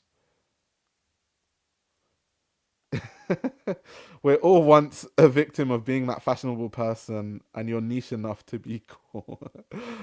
People who have Tom Ford coffee table books. Tom Ford, outside of obviously the fragrances which made Tom Ford loads of money, um, the coffee table books, like I would love to look at the sale numbers of the Tom Ford coffee table books. There is no place I've been to where I don't see that black Tom Ford coffee table book. And I'm guilty too because I have it. um, but everywhere I go, like even outside of fashion, if there's anytime I go to like buy furniture, if especially if it's like a really nice fancy place, when they stage certain areas, there's always like a Tom Ford book and a Chanel book without fail. Always Tom Ford and Chanel. Those two books, the companies are eating, the publishers are eating crazy with those books. The Tom Ford and Chanel books, oh my God. Everywhere you go to view a property. If it's any sort of fancy property, they're going to have the Tom Ford and Chanel books there. It's like, damn. I wonder how many people, on average, based on people that own those books, how many people do you think have actually opened those books and read them in any sort of way? That would be a really interesting thing to try and figure out. Oh my God, Richie, thank you so much for another super chat. I'm really appreciative. Multiple super chats in one stream. Oh my gosh. Anyway, thoughts on Kim Jones? Can he sustain Dior Men's without collabs and revive it? Because I haven't purchased since he worked Fendi Double House like Carl. Um, yeah, so I actually really, really, really, really like Kim Jones's Dior. It's funny that you talked about the collabs because that was my critique of his Dior at the start. But I think as it's progressed, I've grown to really enjoy a lot of Kim Jones's Dior. At first, because I remember if you think of the earlier times when Kim Jones was at Dior, his debut collection I think was when he had that collection with Daniel Arsham, right? He had that collaboration with Daniel Arsham. Was that his debut collection? Let me quickly see. Let's see. What season was that? I'm not very good with dates. I just remember exactly what happens when. Is this Christian Dior? Yeah, this is not the right one. We want a Dior. Oh my God, is my internet really that slow? That's embarrassing. Buffering like hell. Yeah, Dior Men. So let's see what season that was. Hmm. Yeah, so was this Kim Jones's debut? Yes, it was. It was. It was. The ceremonial 2018 changing of the guard at the top of Paris menswear establishment now complete. Kim Jones has shown at Christian Dior. So yeah, this was his debut. So this was when he started. He had like the Cause collab, from what I remember. and then that developed into the Daniel Arsham thing. He also had like he was working with a lot of people at this time because I remember Matthew Williams was doing the hardware, which is why he had like the same buckles that Elix had with the roller coaster belts. Like these are the same buckles. Um, so when you look at early Kim Jones Dior, and this was a critique I had. I was like, I would want to see his own personal aesthetic of what Dior is. Like I want to see what his vision of Dior is because it seemed like too much of a percentage of his collections were predicated on how strong the collaborations were, whether it was Daniel Arsham, whether it was Kors, whether it was Yoon Ahn doing the hardware and the jewelry, or Matthew Williams, or some. I remember he did a really interesting collection with a Ghanaian artist. I can't remember their name, but it was really cool.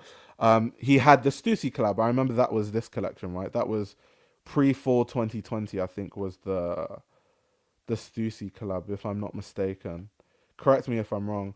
Um, so it was just a bit all over the place, but I think over time he really started to find his own aesthetic at Dior, and that's when I really started to like it. I think it was from this collection here, from fall 2020. I was like, okay, I really like Kim Jones's Dior.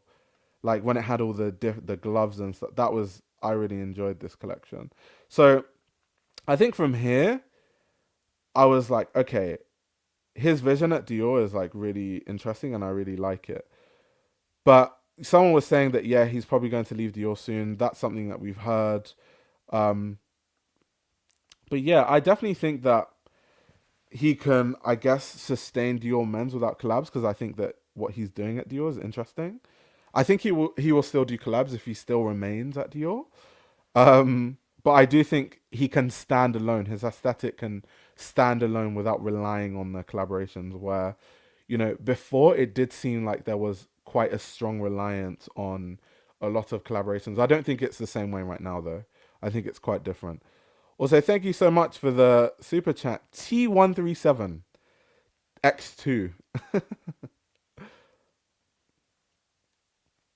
Someone saying that Balenciaga cut my internet cables. Do you know what it is? I'm streaming on my bed. I'm sitting on my bed right now, literally. Normally I stream in my living room, but my living room is too cold. um, so there we go. So I'm just in my room. My room is like warmer and more cozy. That's also why I'm wearing a jacket indoors, because normally I'll be wearing like a t-shirt or my A Cold Wool zip up. Okay, people are saying the debut was Cause. Yeah, so the debut was Cause. The Daniel Arsham thing. Let me go back to the Vergono page 1 second. Let's have a look. Okay, Daniel Arsham was this one, right? Spring Summer 20. That was this one, if I'm remembering correctly. So yeah, the debut was Cause. Spring Summer 20 was Daniel Arsham. Yeah, exactly. You can even see from the set this was Daniel Arsham with the decaying Dior sign and stuff. Um, well, I just remember the first few collections, literally, it was so strongly reliant on collaborations that I was like, does Kim Jones actually have his own aesthetic at Dior? Are we going to see like his own aesthetic, or are we just going to see collaborations all the time? And is he going to be too reliant on collaborations for the brand, right? Until it developed into like the Dior that I liked from him. Wait, Luke is saying he's leaving Dior Men early next year. Is it? Well, he's already left Fendi.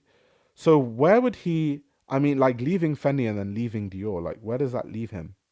Like, where would he go after that? Richie says I bought tons of the Stussy collab.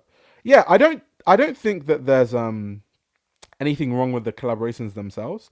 It's more that's my critique of Kim Jones as a designer, rather than me saying that just because it's collaboration, it's bad. Like I think some of the Daniel Arsham stuff, for example, is really cool. Like it was actually really cool. Like who wouldn't want a saddlebag that looks like it's decaying but it isn't really? um, you know what I mean? So it's cool. It's actually cool stuff. But from a designer standpoint, it just seemed like, are you designing or is Daniel Arsham designing and then Kors designing and you know what I mean? Like how much of your own personal design or input is going into these clothes as a creative director if the accessories are made by Yunnan or Matthew Williams, and then you have a massive collaborator like Daniel Arsham or Kors that comes in and does a lot of other pieces and a lot of the prints. Like, where is your design input in all of that?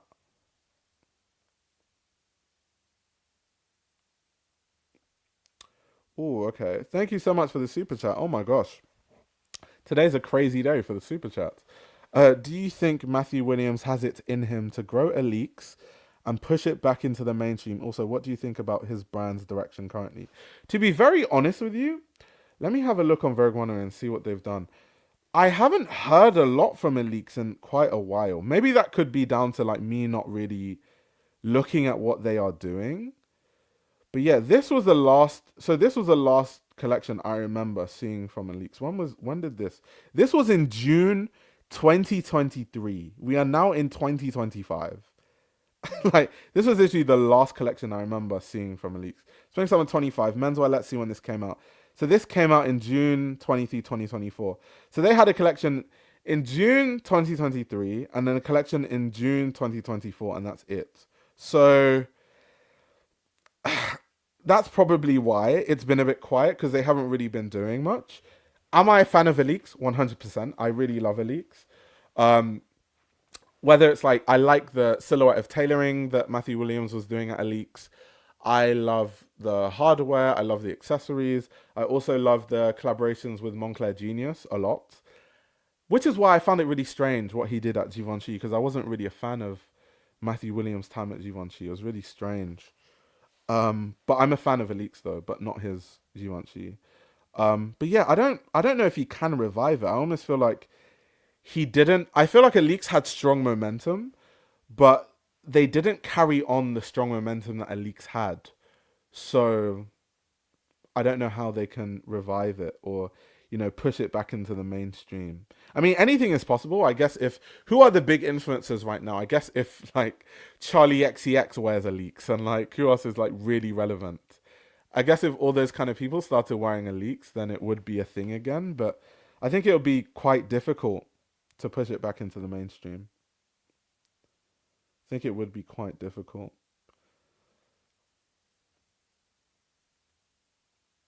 Lucas saying Daniel Lee is going to Jill Sander. Really? That's like a merry-go-round because it's like JW Anderson is going to Dior. You have Luke and Lucy Meyer going to Jill Sander, and then you have Daniel Lee going. Sorry, Luke and Lucy Meyer not going to Jill Sander, going to Loewe, and then Daniel Lee going to Jill Sander. Slip of the tongue.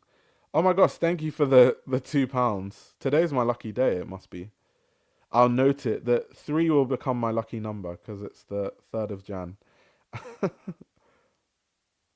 Hot take. Guys aged 15 to 32 who treat fashion, shoes, and designers like trading cards with archive fashion stats grailed eBay Japan. Designers by first name are ruining it. That's so annoying. That is true. I know exactly what you're talking about. It's like the when when you watch those videos on Instagram or you see those clips of people doing like how much is my outfit like, and you just know the kind of person they're like, okay, so tell us about your outfit. Okay, so the jeans I've got Painter Helmut Lang Painter denim from the 90s, and my jacket is number 9 from Japan, and like the boots Dirk Bickenberg, and like those kind of guys. And there's nothing wrong with these brands. These are all brands that I love, but there's just an archetype of the kind of guy that talks that way and wears those specific brands and like is like, oh my god, don't tell everyone about Bai. We're trying to gatekeep Bai. Like Bai is some like new phenomenon that no one knows about, and it's only like the most niche of niche people on the internet that know that you can buy stuff from Japan via Yahoo auctions, and like,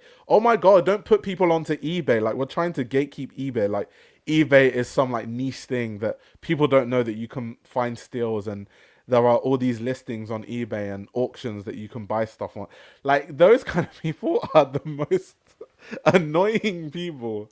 on earth. Like, oh my god, we're trying to like gatekeep Ukes. Like Ukes is some like low key thing, right?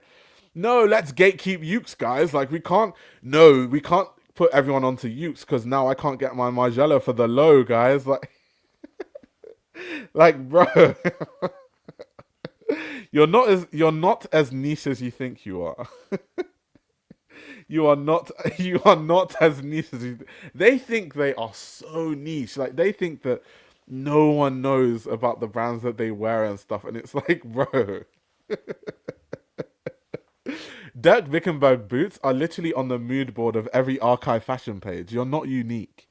Like those guys, they think they've reached the final level of enlightenment. It's so funny.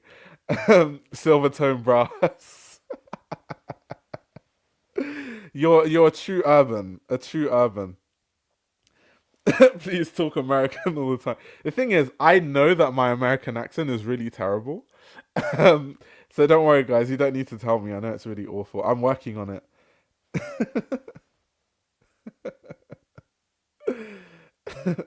I'm on Ukes right now. It's like no, guy. We gotta gatekeep Ukes, guys. No, don't put the normies onto eBay. Don't put the normies.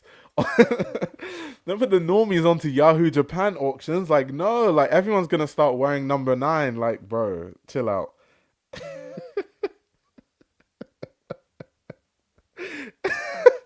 It's so funny. The thing is, those guys are knockoffs of the former niche rarefied white stray fashion guys. Oh my gosh. Yeah, we need to gatekeep Grailed, guys. We can't let people know about Grailed. Like only my homies into fashion know about Grey. Only we know about Grailed, guys. Next, we're gonna say gatekeep Essence. That is so funny. Oh my god, that's actually hilarious. That actually made me chuckle. That's too funny. Okay, let's go back to the hot takes, guys. Let's go back to the hot takes.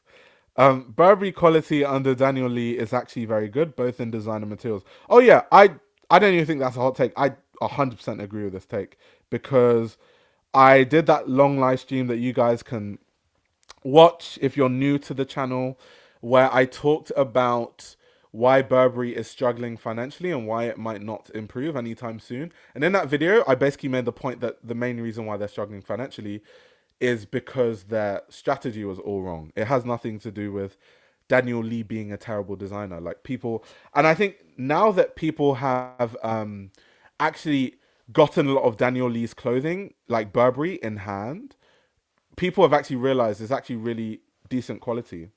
Like a lot of like, oh my god, gatekeep it. Um, Guys, you can get Burberry on the low right now, especially if you're based in the UK, because Burberry is going on sale all over the place. So if you that Burberry are doing many sample sales, so if you're in the UK, definitely look for that. Also, if you go to like Bicester Village, in Bicester Village in the UK, Burberry is on insane sales, and you can find some of Daniel Lee's runway pieces for like the absolute low. So that's like if you guys want, if you're based in the UK and you want Burberry for the low, like runway stuff, that's really good quality for crazy prices. That's one thing you can explore. But yeah, so even the more so, I've actually seen a lot of his runway pieces up close and personal now. I genuinely think the only issue with Burberry is just the strategy that they have all wrong, and the pricing that was all wrong. To be honest, Luke said, "Don't put them on Bicester Village." Am I supposed to gatekeep Bicester Village? Which one of the urbans gonna go pick up and ship for me? Do you know what? I'm planning. I'm gonna go to Bicester Village with Micah soon, so I don't mind proxying for the urbans. If you're on the Discord, maybe the day that I go, I'll let everyone know, and then I'll take pictures. And if you're interested in anything, I can like ship it to you and like, you know, share the love with the urbans. But we don't actually know when we're going. We haven't confirmed the time yet. But if you're on the Discord, just let me know. Remind me. Remind me.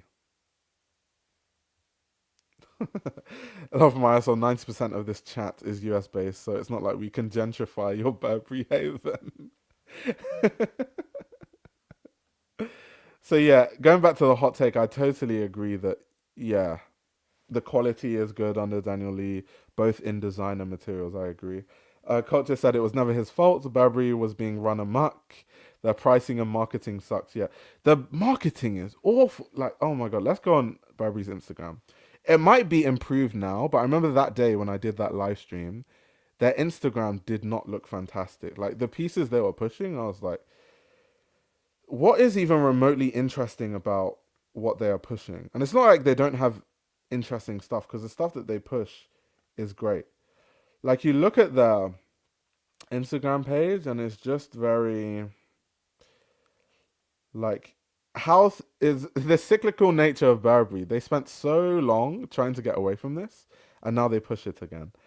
um, but yeah, I just feel like the stuff that they promote is so like low hanging fruit. Like, yes, get the very obvious Burberry check wallet for Christmas as a gift. It's very, I think it's down to like even what they market and like the promo. Like, even I liked this thing that they did with Sloan and Sloan's partner, and even Sloan's kid is in this too.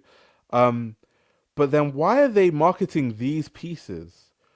Who still wants to buy Burberry that looks like this? And the thing is, Daniel Lee is producing such interesting stuff. Why do a whole campaign with this though? Why? Why? Why is your marketing spend going into campaigns like that? Why?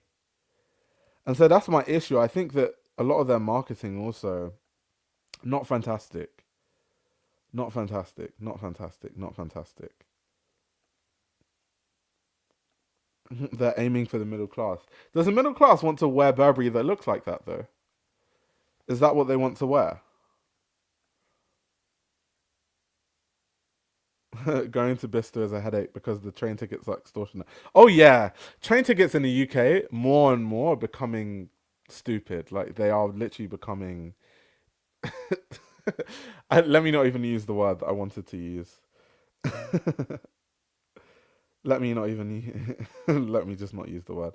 Epiphany. So you can join my Discord via the link in the description. There should be a link in the description of this live stream where you can join the Discord server. And normally after the stream is over, I normally comment the link of the Discord. Like join the Discord if you want to chat with us. So yeah, you can find it. You can find it. Let's go back. More and more hot takes. I didn't even know this stream was going to end up this long, but it's fine. I don't mind talking to you guys for hours and hours. Okay, Sarah Burton is one of the best menswear designers right now, while her women's wear sometimes looks tacky. That's very hot. That might be the hottest take so far.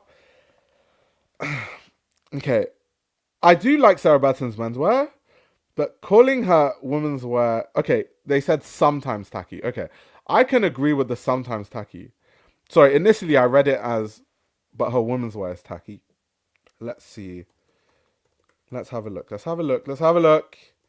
Sarah Burton. I'm smashing my keyboard with Venom and Vim. It's become a running joke on these live streams now that I attack my keyboard when I type. I'm an angry typer. Okay, so let's just have a glance. Let's just have a glance. Let's just have a glance.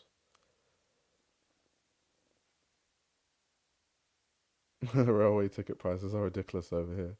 Yeah, shout out to the UK and our terrible prices. Yeah, let's just have a bit of a glance at some of the women's wear pieces. I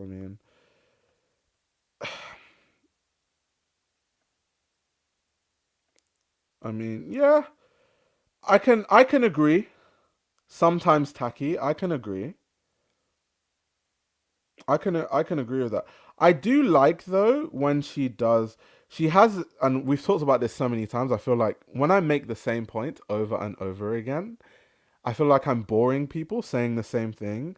But I do like this kind of A line silhouette that she likes to use, whether it's a dress or like here, she has what looks like a trench coat, but it has this A-line silhouette. I like it. It's cool. I like it. And she applies it to things that are more commercial, like t-shirts and stuff. It's cool. But yeah, some of the dresses are very much like, They do veer on the side of like tacky and a bit. So I can get with that. It is a hot take though, because I know I have female friends that like live and die by Sarah Burton, and they would never agree with that in a million years. Like they would fight me over that. But I think a lot of her women's wear I love. But if we say sometimes it can be tacky, then yes, I can get on board with that. And her menswear definitely is really good. Like a lot of guys I know that used to buy McQueen that don't buy McQueen anymore. They used to they're guys and they used to buy the menswear. I think even Luke, you're in this boat, right? You used to wear Sarah Burton's menswear, and like obviously now that McQueen is under someone else who shall not be mentioned, you don't buy the menswear anymore. So we even have people in this stream right now who are that they're literally that customer. Thank you so much, Tarek, by the way, for the super chat. Really appreciate you. Io can't beat up his bullies anymore, so he beats up his keyboard instead.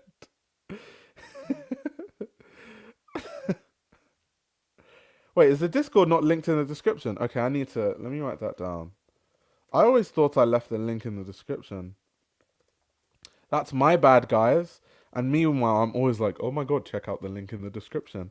My bad, guys, my bad. Exactly, the A-line silhouette is quintessentially McQueen. But anyway, yes, fashion. Okay, yeah, Luke says he is the quintessential Sarah Burton menswear customer. Her menswear is brilliant. Yeah, so I think there are a lot of people that I know personally, even that kind of would agree with that take, and then there are people that I think would fight me. But yeah, let's see. Designs. The next hot take is design shouldn't be trademarked at all. Major corporate companies like Nike can hire a team of designers to shoot out many designs possible and trademark them all, which is what I call a creative monopoly. So first of all, it isn't even that.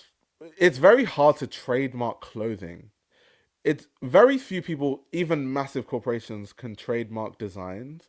The only things you can trademark are signifiers of a brand. So things like the fact that Gucci has a very distinctive grosgrain, or I don't know, Adidas three stripes, a Nike tick, like logos are trademarked or things like that. But you can't trademark an A-line dress, or like you can't trademark a silhouette. Like if someone copies if someone does an exact copy of an old Lee McQueen design, they can't sue because you can't really trademark the shape of a dress. So in that sense, I don't really think there is that much of a creative monopoly, really, because it's so hard to trademark things, really. You can really only trademark like logos and stuff and very specific things. Like Alyssa says you can trademark patterns, but you can trademark patterns, but first of all, it's very complicated to trademark patterns, and then again, most times it doesn't hold up in court. So I've seen many cases personally where people trademark patterns, but then they can just argue that even though they copy the pattern, they can just argue, but we added like certain panels, and then that's enough to. I think legally, let me Google what the percentage is. Legally, there's a certain percentage that if you change the garment by a certain percentage, then it's okay. Like it can run in court. That's why. This is actually why. Let me tell you guys about a court case that happened recently. Let me just smash my keyboard and type it. Um, so this is a good example, right? So this settlement between Bape and Nike, right? So for years, and bear in mind, most companies are not the size of Nike. Nike have been fighting Bape for years and years and years and years and years and years and years because they trademarked the pattern of things like Air Force Ones, and like highs and lows, like dunks, like stuff like that, right? They have trademarks for all these things. You can literally see the trademarks on the left, like Nike's trademarked designs. And obviously, Bape just literally copied the designs one of one and just changed the logo, right? And Nike have been fighting because Nike at first wanted to like work with Bape, and Bape were like, no. So Nike were like, well, you don't want to work with us? We are going to sue you. And for years, they've been trying to stop the production of Bapesters. And finally, after a legal battle that was so long, I think let me see when they won it. It was so recent. They won this case in April in 2024. And this court case, let me see if they actually talk about how long this lawsuit has been going on. So they said the Nike lawsuit was the latest in a long line of legal actions in the 2020s. But that's not even. I know these lawsuits have been going on way before then. Like the earliest Nike lawsuits against, yeah, there we go, since the early 2000s. There we go. So this has been going on since the early 2000s, and they only just finally won in 2024. Literally. And that's again, this is a company with the resources and the lawyers of Nike. So you can trademark, as a designer, you can trademark your patterns all you want. If you don't have the money for a legal battle for 24 years and the resources of the size of Nike, it literally, your trademark of your pattern literally means fuck all. Literally. It literally doesn't mean anything. It doesn't mean anything. Because in the court of law, it's not as easy as it seems. Like, even though, yes, a trademark is a protection, but when you start looking at the court cases, even the biggest companies like Nike have to fight Bape for years and years and years to get this stuff, like, to get it ceased and desisted, right? And to make sure that they can't continue to produce these things, or they have to change the design more to keep producing these things. So when you actually look at the reality of these situations, and I'm not telling you guys to steal designs. I'm not telling you, yeah. What Nigo is smart, because Nigo sold the brand. So Nigo sold the brand when these like lawsuits started to happen.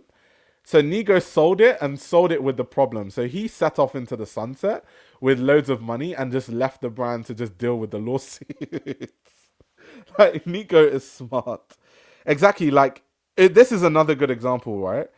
Because this is what I mean about the trademarks. When you actually look at the court cases in reality, they don't actually run like Adidas. For you guys that don't know, and I'll bring it on the screen, but I covered this in the past.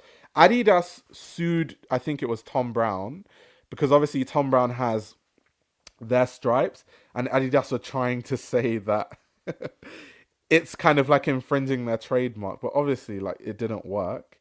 But that's kind of, so when you look at reality, you might have a trademark that says a certain thing, but like, yeah, it's the stripes, because Tom Brown has like the 4 stripes on the socks and stuff like that, right? So that was what Adidas was saying, they're infringing our copyright.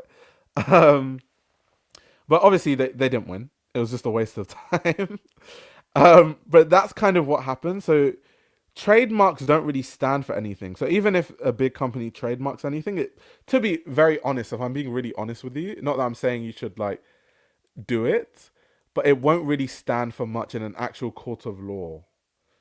It won't. Unless you're fighting Nike, and even if you're fighting Nike, Nike won't just be able to like bully, unless you allow yourself to get bullied.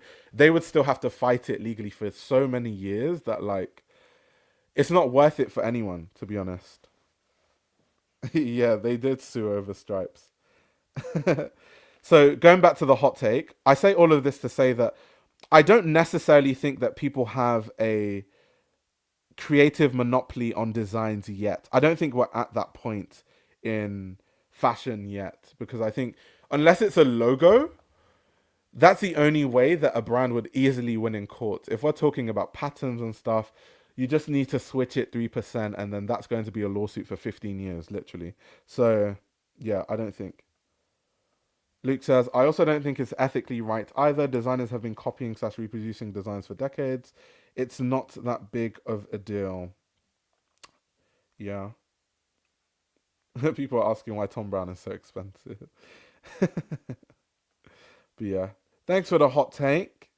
But yeah, I don't think that's we're at that point in fashion yet where certain big brands completely have like a creative monopoly on things. Like no one has a creative monopoly. Like if you make your own tabby boots, no one is suing you because like let me give you a good example. Like Fashion Nova tabbies are very different to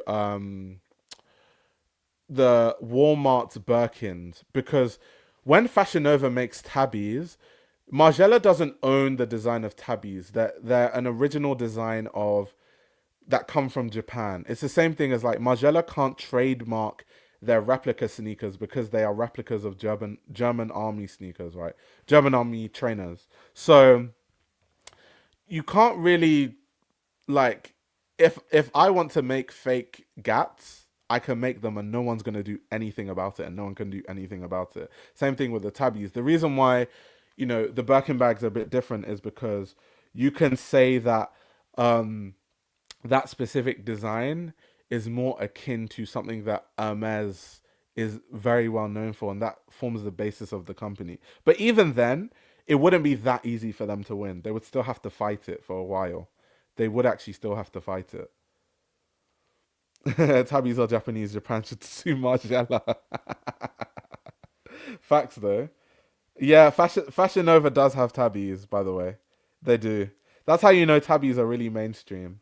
Let me see if it's still like you can find them. Let me see Fashion Nova tabbies. Let's see. Tabby flats. Yep, you can still find them on Fashion Nova actually. Here they are. The Fashion Nova tabbies, guys. For they're on sale, so they're £20. Now they're on sale for £14. Wowzers. That's crazy to be fair. That's actually crazy work. That's actually crazy work.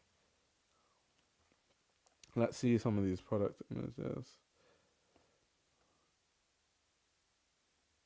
Yeah, these are the Fashion Nova tabbies, guys.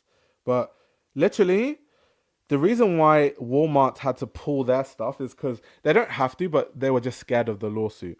But with Fashion Nova, they literally don't have to ever pull these off their website because Margiela can't do anything about that.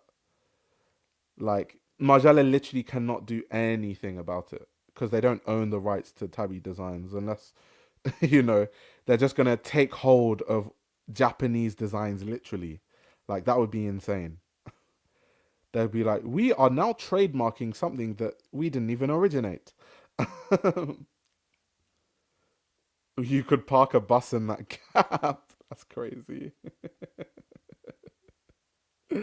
That's crazy. Okay, anyway, guys, let's go back to the hot takes. Let's go back to the hot takes. Um, H&M and Uniqlo ironically do alterations for free. I don't see this above that though. Kate Spade won't even honor lifetime repair contracts, so I've stopped giving them my money. Yeah, what happened to luxury brands where I know some luxury brands are still like this. Like some luxury stores, if something happens to your piece, you can go into the store, they authenticate it to make sure that it's legit, it's genuine. And once you go through that process, there's someone in the back that can literally repair your piece for you. That is the case with a lot of brands, but I don't know why. With the price point that some luxury brands charge, that should be standard everywhere for every luxury brand. The fact that that isn't standard for every luxury brand is crazy. So I don't even think that this is a hot take in the sense that like brands won't honor lifetime repair contracts and stuff like that. I think that's terrible. That's just an awful thing that brands do. Like charging all of that money and then like not even repairing garments and stuff like.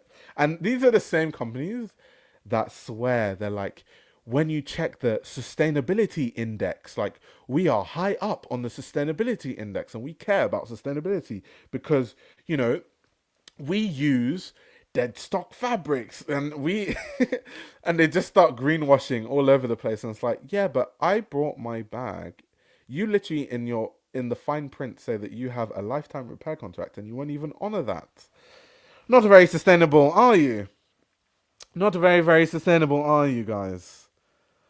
And they will swear to you they're like yes when you look at the sustainability index by 2024, we are top 50. And fashion is such a fascinating industry. Like, people love to deceive themselves all the time.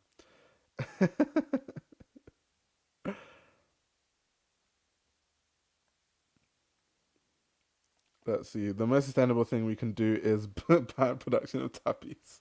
We're going to use sweatshop labor, at least force people to make beautiful things. Damn. Damn. Damn. Anyway, let's read the next hot take, guys. My fashion hot take is that all black looks are most times unflattering and the color black isn't as versatile as they say. Also, black can lead you away from experimenting and developing personal style and taste for colors. Oh my god. I feel personally attacked. No, I'm joking. This is one of those hot takes that I agree and disagree with. I do think that, like, I literally just told you one of my friends wears black because he doesn't want to put too much thought. And it's not, he looks good wearing the black, by the way, but it's more just everything works with everything easily, so he doesn't have to think too much about the clothing. I do think it's definitely possible to wear black and have like personal style, and I don't think everyone that wears all black looks unflattering. Like, one of my friends who is my absolute goat is Diane Pernay, right? And Diane Pernay exclusively wears black. She doesn't wear the same thing all the time. She literally always changes like the coat, the jacket, the shoes, the trousers, the skirt, whatever. But she has a very distinctive aesthetic that I absolutely love. Um, like, I absolutely love Diane's style. Like, she is so cool.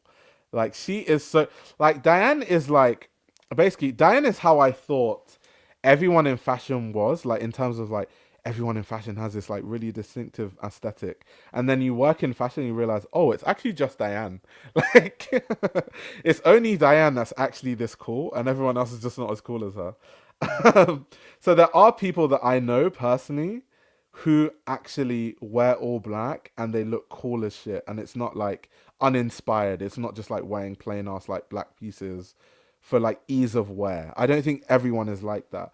But I definitely do agree to some extent that, you know, some people um don't, like, wearing black is a way that they can not develop a personal style and experiment with colors. That, so I do think it's like, it's true and not true. Like, I agree and disagree. I think it's definitely true for some people, but not for everyone. But I definitely think it's true. I definitely think it's true. I definitely think, even me personally, which is what I was joking around saying, oh my god, that personally attacked. I definitely think there are days when I just throw on black things because it's the easy thing to wear, but not all the time. Sometimes my all black outfits, like, a lot of thought has gone into how I'm layering the pieces and stuff like that. But I do also think that as time has gone on, I started to wear more color. I think when I first got into fashion, this is probably because the first brand I got into was Yoji Yamamoto, and then I really got into Andy. That's probably why I was wearing all black all the time, and then Rick and stuff. But with time, I wear more color. I wear more color now. Someone said that you look like you just came from a funeral. Look, that's crazy. Human News says, I personally do not like all black on myself. It's not a neutral that complements my skin really well. I'm beige, brown, and navy girly. So do you know what's funny? Like, if you look at like color theory and color science, technically, someone of my skin tone is not supposed to wear a lot of black because I'm dark skin brown, and black is too close to dark skin brown, so it doesn't provide enough contrast for there to be like a pop in color. That's like the color theory understanding of things. But nah, who cares about rules? Rules are there to be broken. But navy does look fire though. Navy is fire as hell. For the past 2 years, I've been training myself to opt for color versus black. I love it. That's cool. So everyone's kind of, expanding from the black and experimenting with color. Gray, white, pink, yellow, and orange for the brothers. Furs. Like, for example, this jacket I'm wearing, this is just like a Stone Island jacket. So this jacket is really bright colored, so there's a massive contrast between my skin and the jacket. So people would say that, oh, it makes the contrast makes your skin pop and stuff. But if I wear black, because it's too close to my skin tone, it's kind of dull. That's what like the color theory understanding of things is. But who cares about all those rules? Who cares? Yeah, Edward Anningford's dark skin and looks slick in all black. Yeah, I'm not saying I don't look slick in all black. I'm just saying like the color theory understanding of things is that, which is why you don't always have to follow all these rigid rules when it comes to fashion. Let's see. Let's see. Okay, what's this next hot take? When black people start wearing more high fashion brands and people accuse them of devaluing the clothes, like with Cardi B and her Birkins, but they don't even know what type of person Jane Birkin was. Yeah, that's true. I don't even think that's a hot take. I think that's just facts. I think there's so many things that you can. Yeah, color theory is definitely not rubbish, but you don't have to follow all of color theory, is my point. Like two things can be true at once. But anyway, going back to this Cardi B point, I think there are many cases where you can clearly see that that's just facts. Like let's see. Let me show you guys something that you guys can watch. Yeah, so guys, there's this really good documentary. It was on Netflix in the UK. I don't know if it's still on Netflix, but I'm sure you can find it somewhere. But this documentary is called The Remix Hip Hop X Fashion. This is a really, really good documentary to watch because in this documentary they talk about Dapper Dan and the impact of Dapper Dan, but more so than that, they do talk about like Lil Kim and how she's a fashion icon and was one of the earlier fashion icons in hip hop. But even outside of that, they talk about, and this is the part that I'm referencing, they talk about the fact that a lot of black fashion magazines and black hip hop artists and black, celebrities were trying to collaborate and work with a lot of luxury brands. And luxury brands didn't want to work with them because they thought that black people in general would cheapen, or the hip hop community would cheapen their brands and would cheapen their branding. And so going back to this take, I don't think it's a hot take at all that when black people start wearing more high fashion brands, people accuse them of devaluing the clothes. Yeah, that's just the racism and prejudice that exists in the fashion industry. That shows itself in that way, and it is kind of weird because once again, people not knowing the actual history of the Birkin bag and like they don't even know what these bags represent. They're just trying to like cosplay high society and I'm like, oh my god, you're devaluing these bags, and like they literally don't even know who Jane Birkin is. It is kind of funny and ironic when you think of those things. You're devaluing the bag, like oh my god, like everyone's just wearing these bags now. It's like, bro, you're not even a fashion person. Like you, the only reason you know about Birkin bags is because all your favorite celebrities wore it. Like if they didn't wear it, you wouldn't even know what it is. Stop acting like you you're above everyone and you're some like next level of high society. Like everyone, like when everyone like wear these bags, like let me stop doing that voice. Exactly, too urban. Very, very urban sensibilities. I just feel like, the sensibilities around the Birkin these days. I think everything has just become a bit too urban these days. I think we just need to find a way of making it a bit less urban. Damn, the Kardashians devalue brands more than anyone else. Is that true though? Because I feel like the Kardashians add value to brands, not in the way that you think, more financially. Because when the Kardashians wear something, it sells out.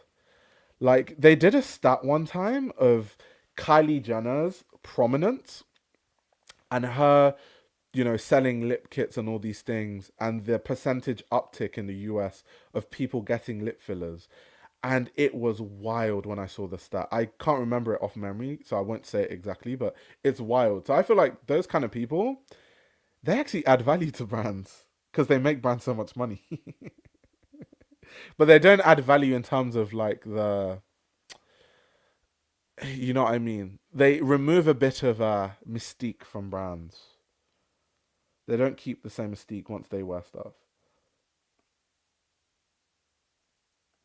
As soon as a demographic that fashion snobs deem as tasteless wears something, it devalues the brand. Yeah, exactly. Exactly. Nectar Man says, I don't think it's a black thing. Danielle Westbrook single-handedly ruined Burberry. And she certainly isn't black. Yeah, it's many, someone said it earlier. Racism, classism, elitism. Like, these are all factors. So in some cases, that you can remove the racism and keep the classism and elitism. In some cases, it will be all three. So the race part is definitely important, but there are definitely cases also where you remove the racism, and the reason why I guess people view or deem a brand to be devalued is because of the classism and elitism and stuff like that.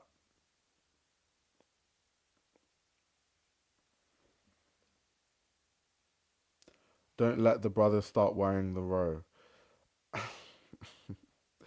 Let me not.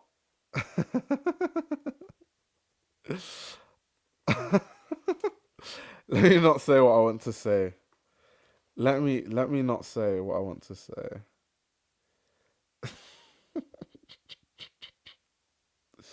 Let me not say what I want to say.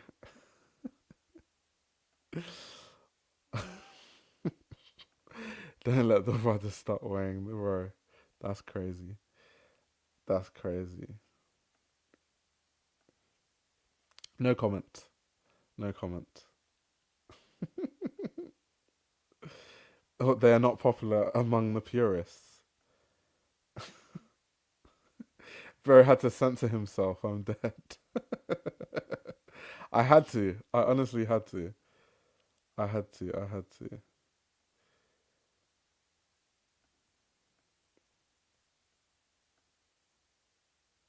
Urban's bringing up Daniela Westbrook is rare. That's jokes. The people demand hot takes. Yeah, I had to keep silent on that one. I had to keep silent on that one. I think this classism and elitism happens in every field of luxury. I'm a watch and a car enthusiast. I see it all the time. But like, okay, let me put it this way. I am into cars. So I've always, one day, hopefully one day, I can own and drive a Porsche 911. Now, I do not care who buys a Porsche 911 or what the associations of a Porsche 911.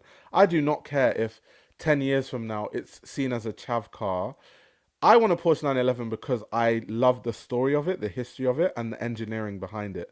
The fact that it's an imperfect car, but they insist to have the engine in the wrong place because that's the history of the car, and they've engineered around the car to make it almost like the perfect sports car daily, even though the engine's just in the wrong place, right? That is very interesting to me. I don't care who it's associated with. So I don't know why people, it's like, oh, but you can't drive the Porsche 911 anymore because that's what chavs drive. Like, I don't care about stuff like that. My first pledge to the Urban Fund. Thank you very much, Leo, for donating to the Urban Fund.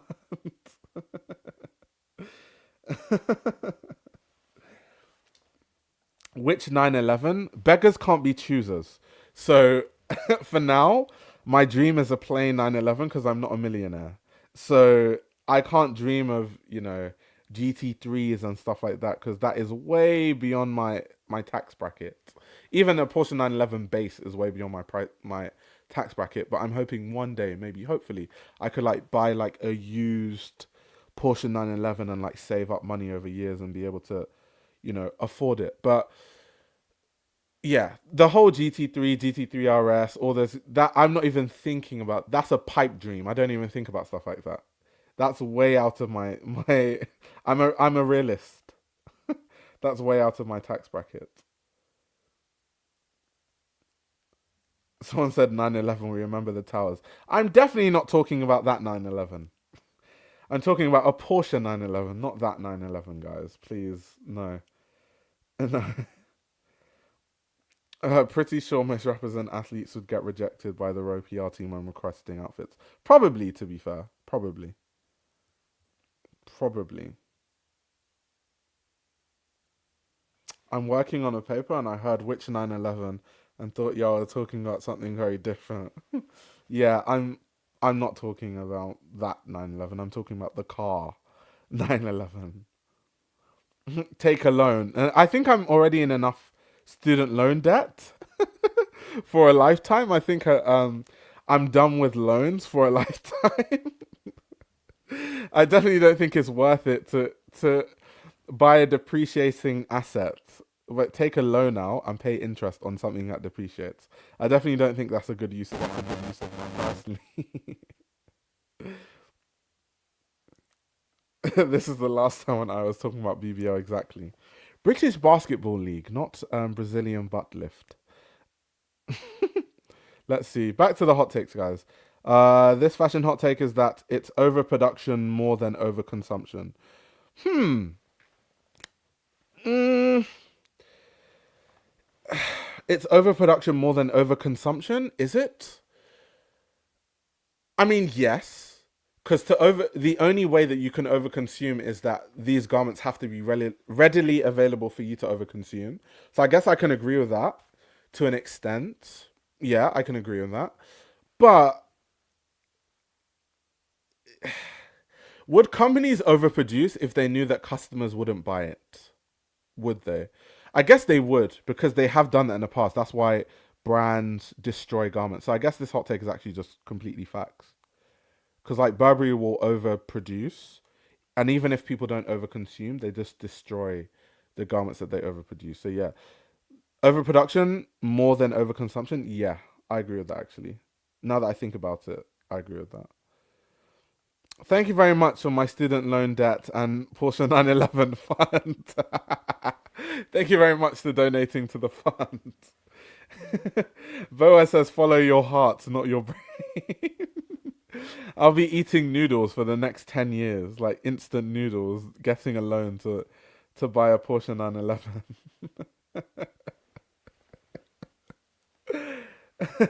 For me to help Aya with his 911, I need mine first. Hey, we're all in this together.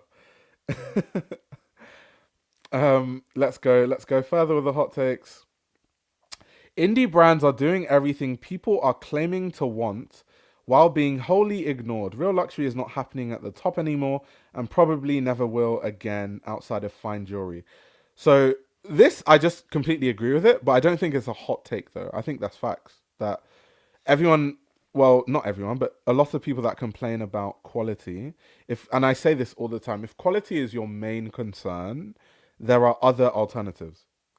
So unless you're going to these indie brands or these actual artisans or whatever, I think most of us at this point know that true luxury is not happening at the top. And I don't want to have the conversation around what is luxury because I know these days I feel like Bernard Arnault's marketing PR team has found a way to change the meaning of luxury where people actually argue about what luxury means. Where they're like, yeah, but luxury is like a feeling and it doesn't necessarily have to be about quality. Sometimes it's this. It's like, no. Luxury has to start with quality. Luxury has to start with how it's made, how it's crafted. That's where it has to start from. Everything else is secondary to me.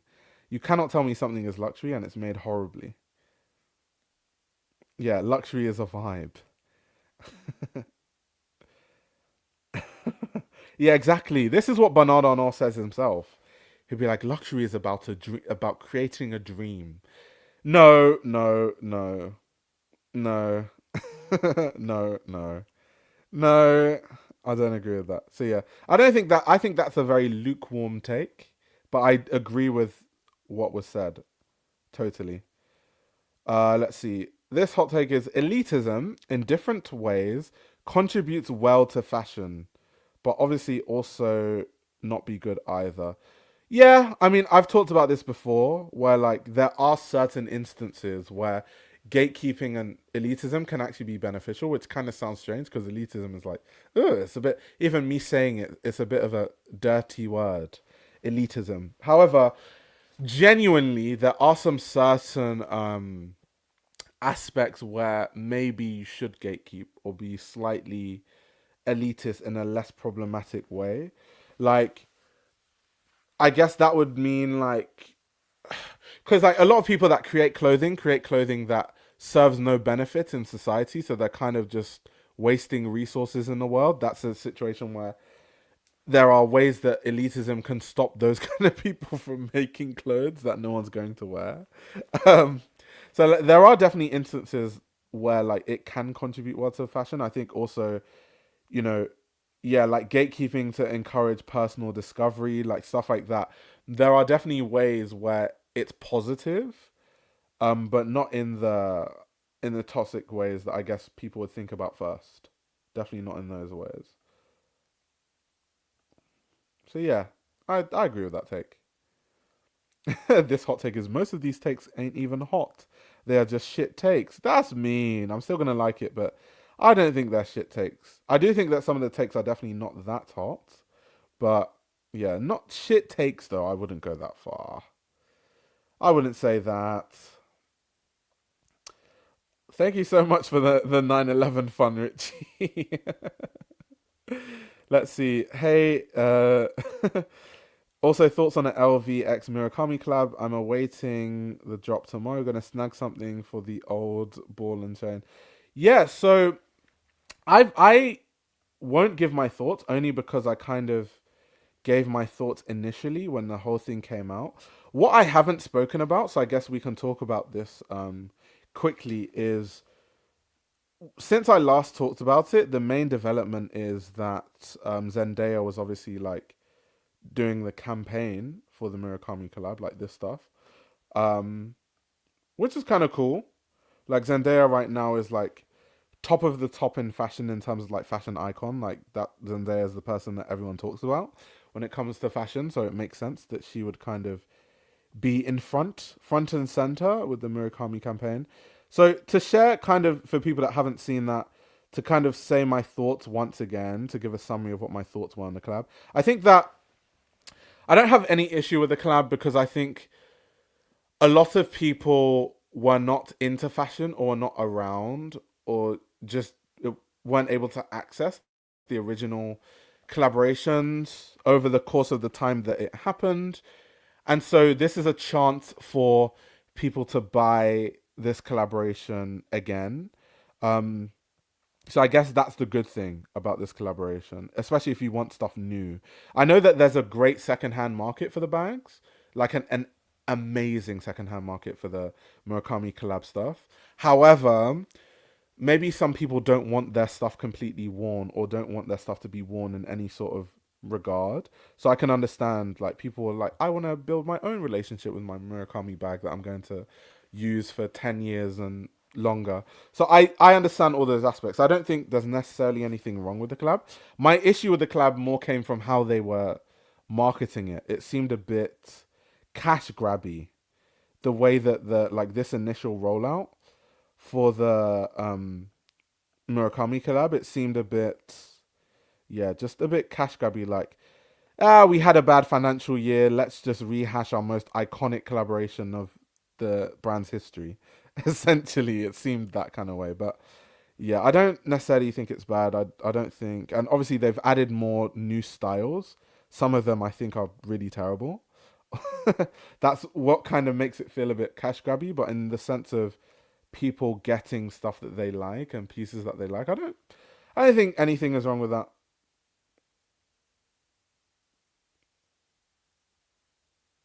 Luke says literally two posts there start with not even a hot take, but why even start typing? Jeez.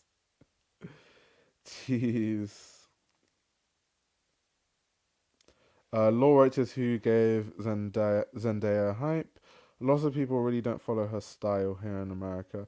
Yeah, I guess because obviously I work in the fashion industry, so I see Zendaya all over the place. Like it almost feels like Zendaya is everywhere. I have a video actually on my channel from maybe like even 2 years ago where I talk about Law Roach's approach to styling Zendaya, which I thought was slightly problematic. Like copying other stylists' work. Like, let me see if I can find it to play it for you guys. Um, this is really weird. This is really some streamer stuff. Like watching a video of me watching a video. Like, damn, that's some dystopian stuff, right? that my friend sent me about Zendaya's rise. Okay, let me see. Fashion's it girl. Yeah, let's get straight into the video. Here's the clever way that Zendaya became fashion's it girl. It wasn't always easy for her to get the clothes that she loved, so her stylist Law Roach came up with a new strategy. That's interesting that, because we think of Zendaya. Okay, let me just skip, because the point I'm making is essentially the strategy that Law Roach had was copying other stylists' work and then improving it in some sort of way. So a stylist has put together a whole look, and then Law Roach would literally look at what the stylist has done, copy the exact same look, but change one thing about it, because Law Roach knew, which I think is a smart strategy, because Law Roach knew that, okay, she's going to be on like best dress lists, and people are going to start making lists of like who wore it better, who wore this better, who, and that was in the early days how Zendaya started to be seen as a fashion icon, because people, she would be on all these like comparison like Instagram posts, and like Fashion Police will be like, oh, who wore it better, all this sort of stuff. And that was how she rose to prominence in the fashion industry. Now I think that's smart from a marketing standpoint, which is why he calls himself an image architect. So I think that's smart. However, the ethics of literally a stylist spending loads of time to put together a look, and then another stylist just comes and copies the whole look and then just changes like the shoes. I don't know about the ethics of that, but in terms of marketing and like that sort of stuff, it's smart. It's very, very smart.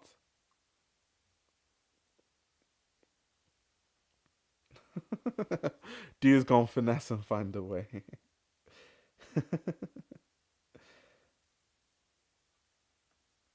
Laura just types in top 10 Galliano McQueen 90s fashion moments on Pinterest and calls it a day.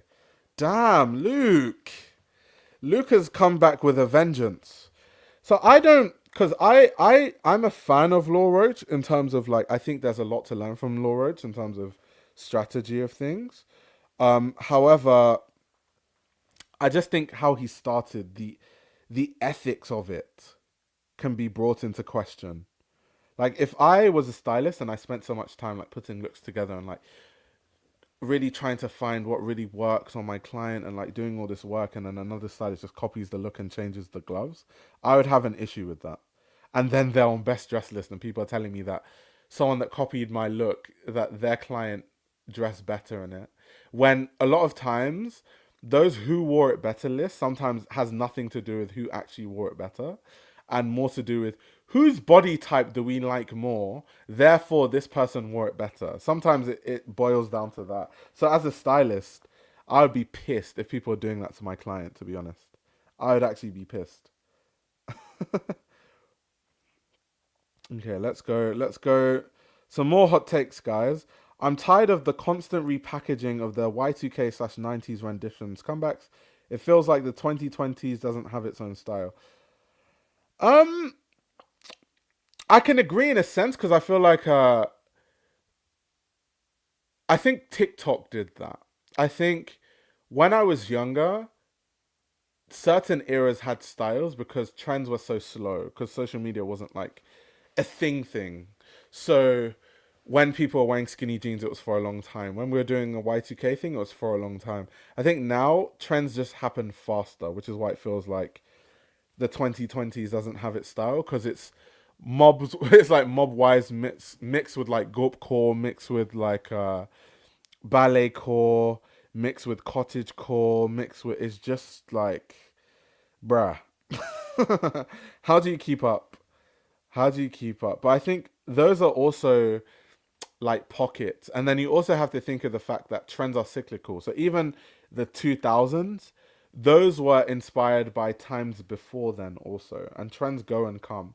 So even if we think that, okay, these days is a rendition of styles we've seen in the 90s and the 2000s, people that were born in the 80s will just be like, well, these are renditions of when, like, this is literally, these are the conversations that I have with my parents. Like, most things that I wear, my dad will be like, oh my God, I remember in the 80s when we used to wear this and that, and we used to wear this brand.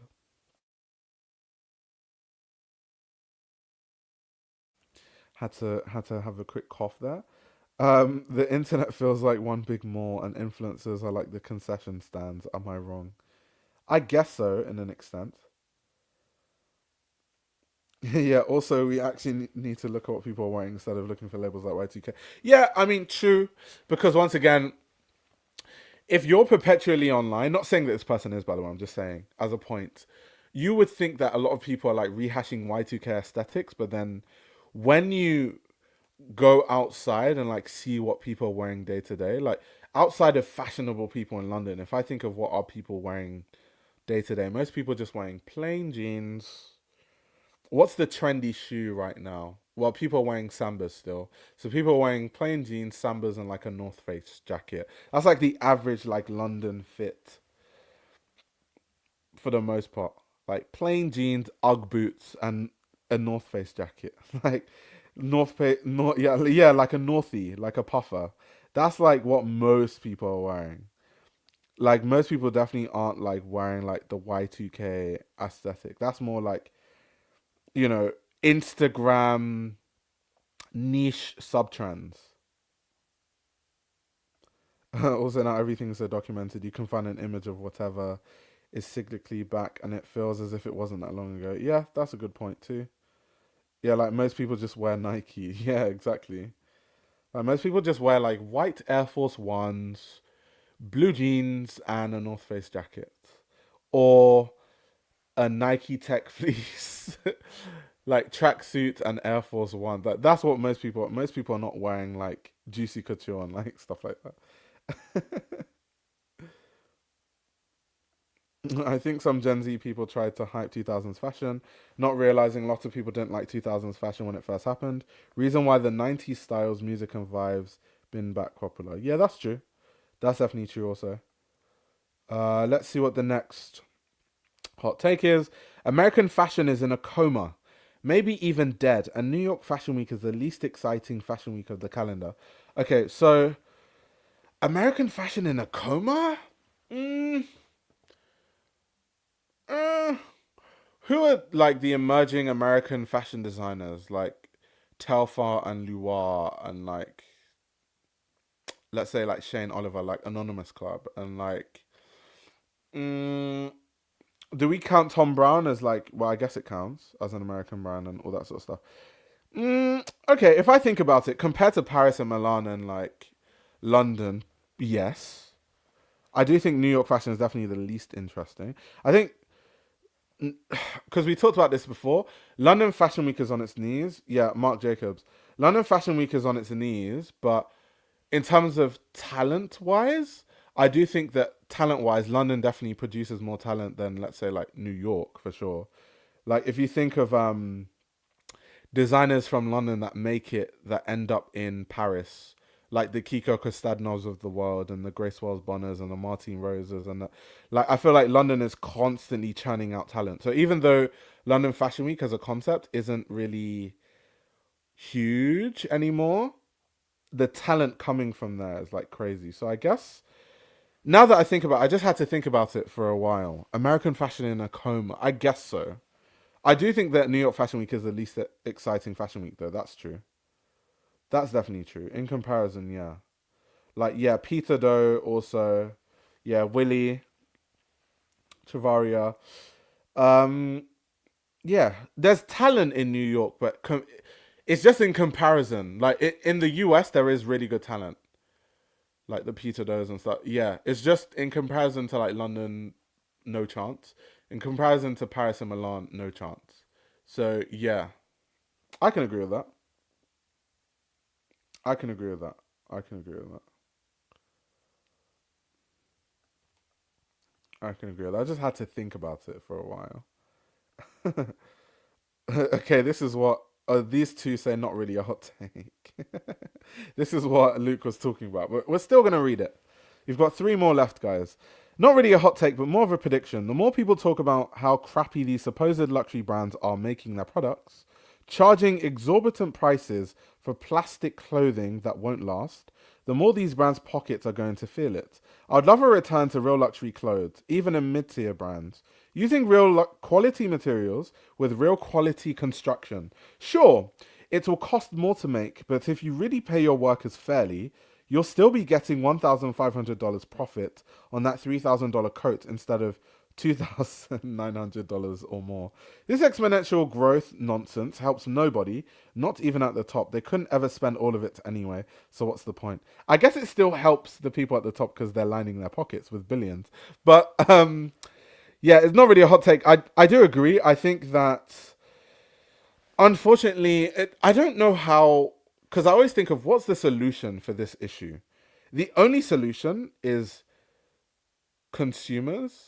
And I know a lot of people say, oh, but we should put the blame and the responsibility on the businesses, not on the consumers. But then the businesses will only do what consumers want.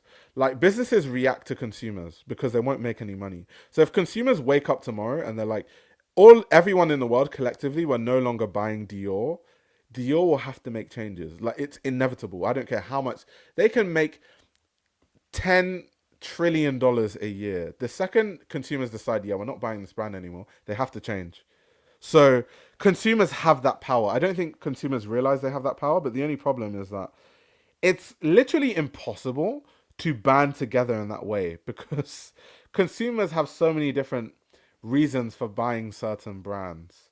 Like there are people that I meet who just don't care. Like they genuinely don't care, and like whether they should care or not, like I don't know. Like I'm not here to force anyone to like, oh my god, I'm not like that angry like sustainability person. Like, oh my god, like consume better, because I obviously am not perfect either, so I can't be a hypocrite in that sense.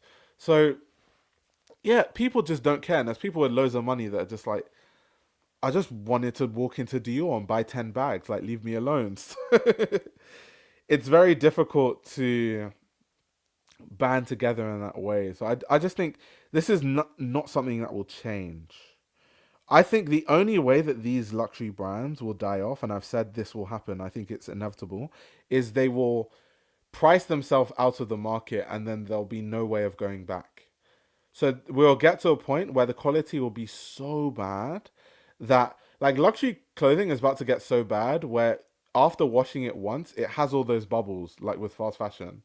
Like when you wash your knitwear once or you wash like your jeans once and it disintegrates. That's when people be like, okay, we're not going to because so many consumers are not that educated on quality. So it would take like spending $3,000 of their money and then the denim just disintegrating in the wash for them to be like, okay, at this point, we're not going to buy these brands. And by then, there'll be a new class of brands that are like the old luxury brands that care about quality and, stuff like that. That's the only way these brands are going to die. That's the only way. If we think that consumers are going to, en masse, gain some sort of morality and be like, yeah, we're going to force these brands into producing quality, I don't think that's ever going to happen.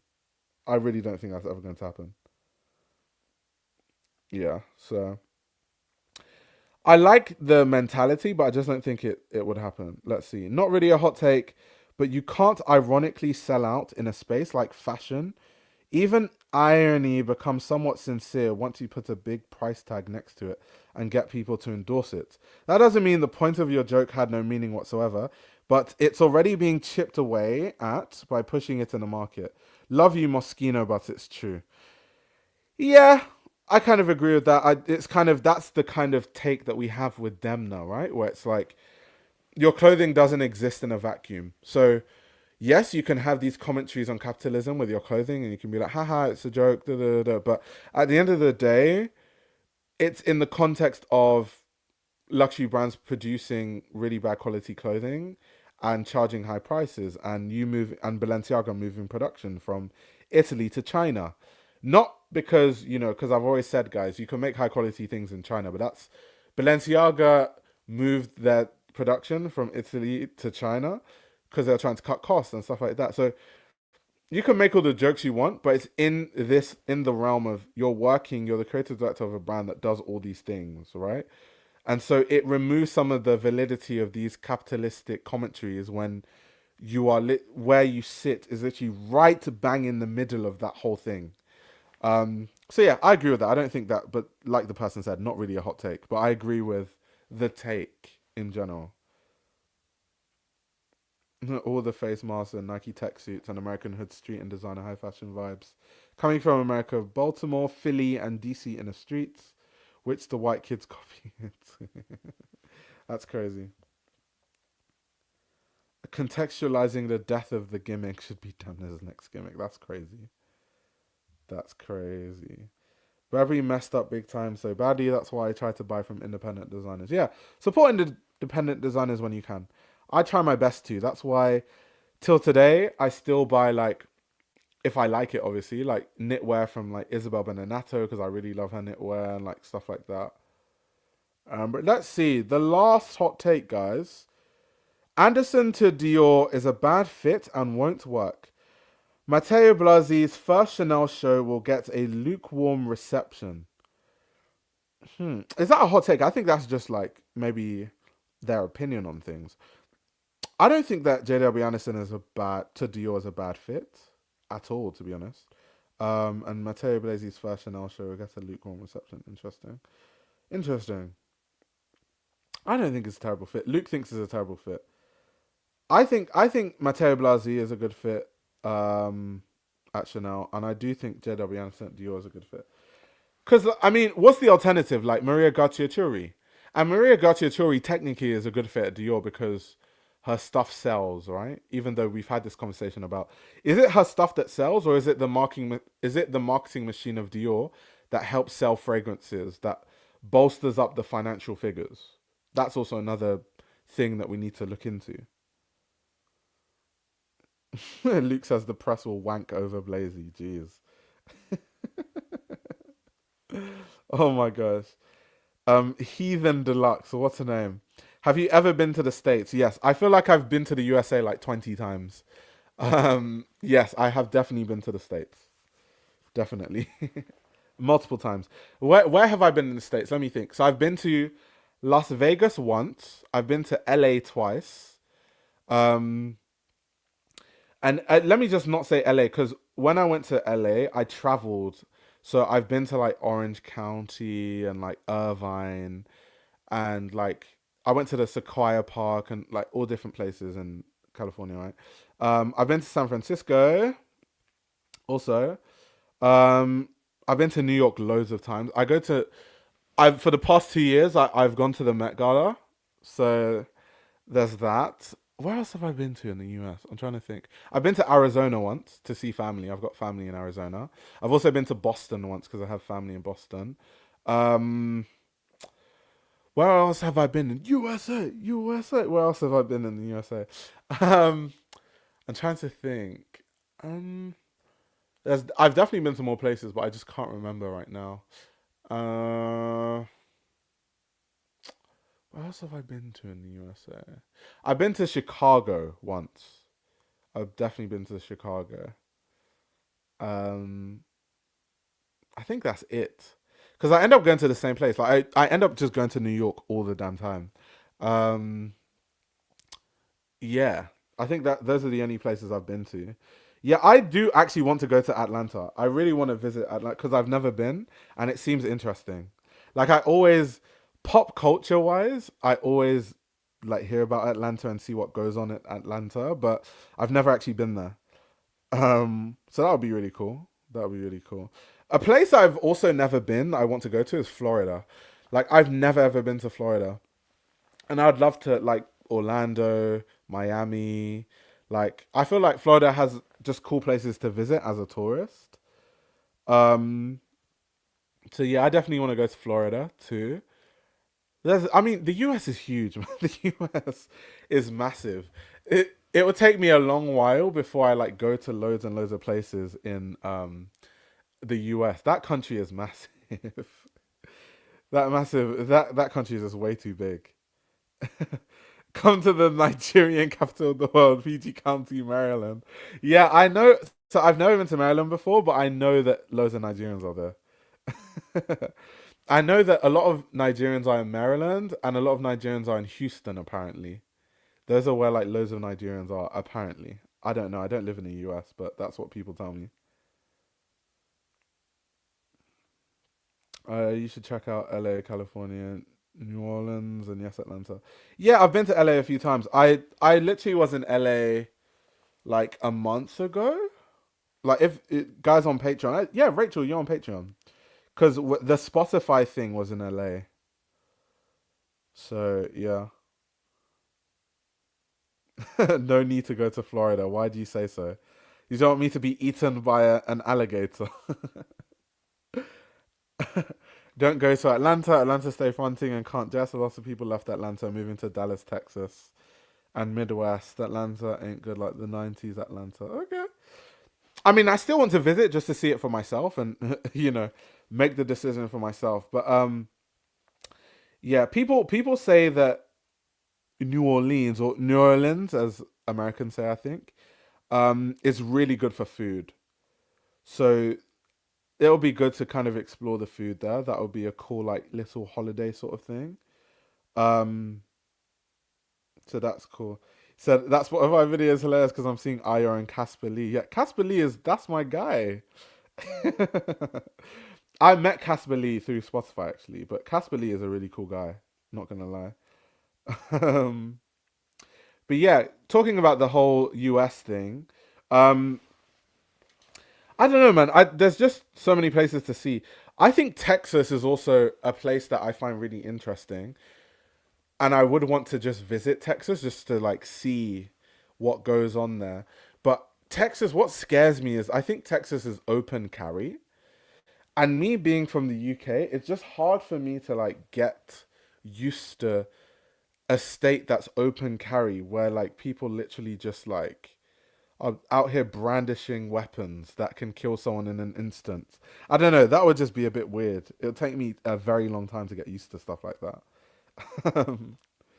So yeah, I don't know, man. That's a bit weird. Wait, is Georgia open carry as well? I didn't know Georgia was open carry as well. So Austin, how do I know all these things when I don't even live in the US? So I've heard that Austin, Texas is starting to boom. Like a lot of people are leaving like places like New York, especially like tech people and stuff like that, like people that work in IT and stuff. They're leaving places like New York and like Miami and stuff, and all of them are moving to Austin, Texas. So Austin, Texas is like having this like big economic and development boom, it seems. That's what I've heard. I don't know. The Americans in the chat can correct me if I'm wrong, but that's what I've heard and read. Okay, culture says most southern states are open carry. Oh no. Oh no. Oh no. This is the thing too. I've heard that some parts of Texas are, as a black person, you should beware. I've definitely heard that too. But I wouldn't be too scared about that in a place like Dallas or like Houston or whatever. But yeah, I've heard that like, cause the US is so big, these are things I have to think about that being someone that grew up in a European country, I don't think about. Europe is so like tiny and everything is just so tiny, like every city is just so small apart from maybe like London obviously, and like every town is just so tiny and like there's no real place, and the places that you wouldn't want to go to, like let's say in the UK, they're not in the way of anywhere, they're just on the side somewhere. So there are places like for example in Kent where I live in the UK, which is like right beside London, where there's like places that are really racist and like they're known for being really racist, but there is literally nothing there. There are no shops, there's no development, there's literally nothing there. So literally no reason to go there. And it's not on the way to anywhere. Like you don't pass through these places to get anywhere. So it kind of, to me, I just could care less. But in the US, I've noticed that some places, if you're doing a long drive in the US, you have to actually map out where you drive through because you might drive through some like suspect places. So you have to actually look at the map and like map out the route you're going to take, because like you might be driving and then you end up in like a sundown town or something like that, which obviously in Europe we don't have things like that. So, and then you couple the US racist town and guns. Yeah, no. In the UK, if someone is racist, the worst they could have is a knife. and all I need to do is run away. I'm probably faster than the person, so nothing's going to happen. But if they have a gun, now I'm screwed. Like, I'm very screwed. You can't run away from bullets. So, yeah. There are issues there. So I just feel like you have to be more careful. Now, as a two-person, I'd rather be shot. I definitely would never want to be shot. European racists have a skill issue. The thing is, I also think it's a cultural thing. So I think, like in the UK, in England specifically, because I don't like talking for the whole of the UK, because I think culturally Scotland, Ireland, Wales, England, very different. But England specifically, it's baked into the culture to kind of be polite. So the typical English person would not be racist to your face the way that I think also it's a class thing. I think a working class white English person that's racist is more likely to say it to your face than like an upper class white person because maybe they have a lot to lose, so they wouldn't do that. So the upper class racist white person in England is very likely to just like not hire you or not let you buy properties in their neighborhood, which is obviously super problematic. But that's why in the UK it's very easy for them to be like racism doesn't exist because like no one is actually like not no one, but I mean like in these kind of spaces no one says racist things because it's like baked into the culture to be polite and oh you can't say that. Whereas I feel like in the US I see more people actually like saying crazy stuff, right? Whereas in the UK, living in the UK for loads of years, people don't say certain things, but they infer extremely racist things, or their actions infer really racist things. But because they never say it, they're like, "Well, I never said it." That's very much like a a UK thing. So it's really different. It's really really different. The experience is different. Germans never had a skill issue. Yeah, I'm not gonna get into that. Exactly, they're openly racist at football games. That goes into the class thing, right? Because there that video where and I'm a Chelsea fan, which is embarrassing, but there was a guy like a black man trying to go onto a train, and these racist Chelsea fans pushed him off the train, like this black man, and then they were like, "We're racist and we like it. We're yeah." That's like, but that goes back into the class thing, right? So a lot of working class people that are white, um, are more likely to like say really racist things. I think that goes down to them not having anything to lose and stuff like that. Whereas like a rich upper class English person that's white would not say like openly racist things. Sometimes they still end up saying it by mistake, but they don't mean to. They don't mean to. They just say it by mistake. Yeah, the bloody ethnics ruining our country, mate. The bloody ethnics. Um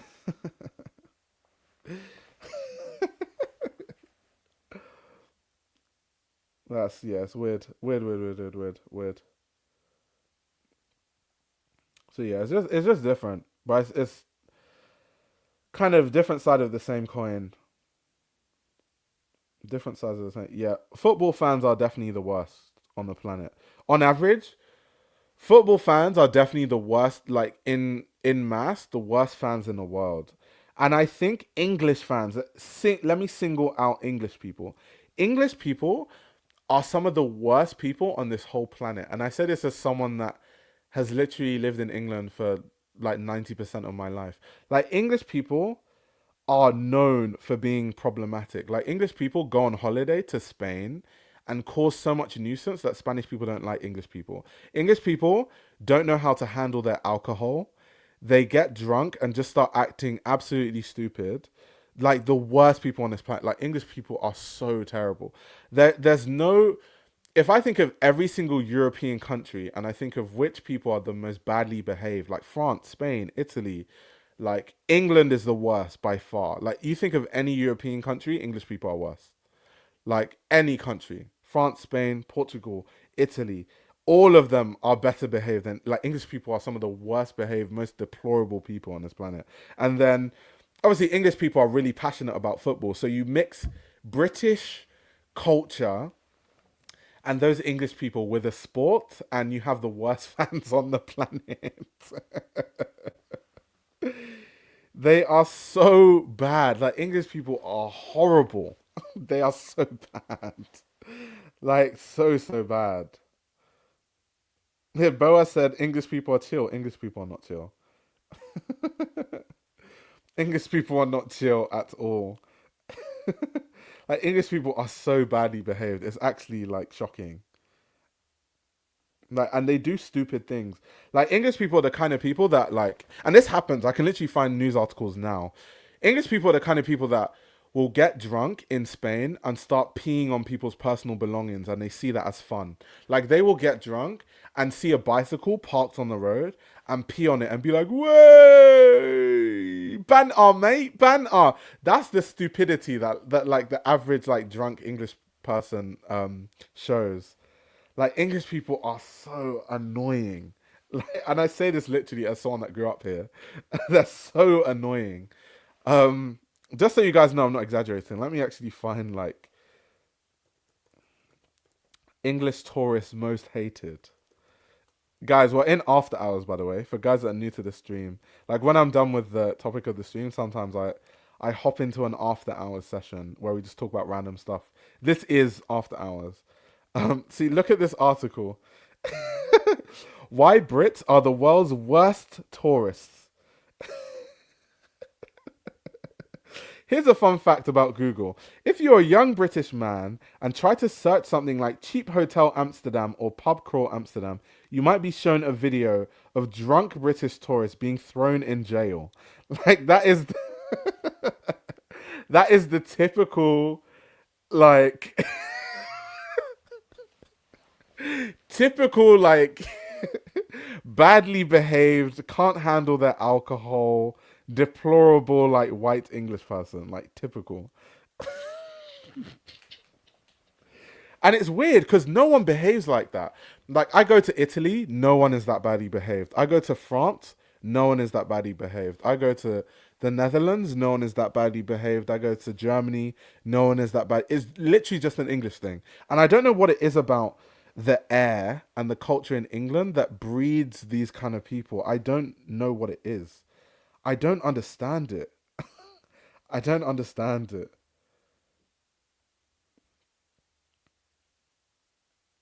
What did Luke say? But sometimes there are some very fit chavs in like a rugged, pale, rapscallion chimney sweep way. That is so specific, Luke. That is so specific, Luke. But yeah, this is our reputation. This is like English people. Let's look for more articles. Brits behaving badly. Are we still persona non grata abroad? Like, this is literally our reputation abroad. Like, Brits just go to other European countries and cause an absolute ruckus. That's our brand. Unstable trunks known for unseasoned beans. That's crazy. That's actually crazy. It's an island after all.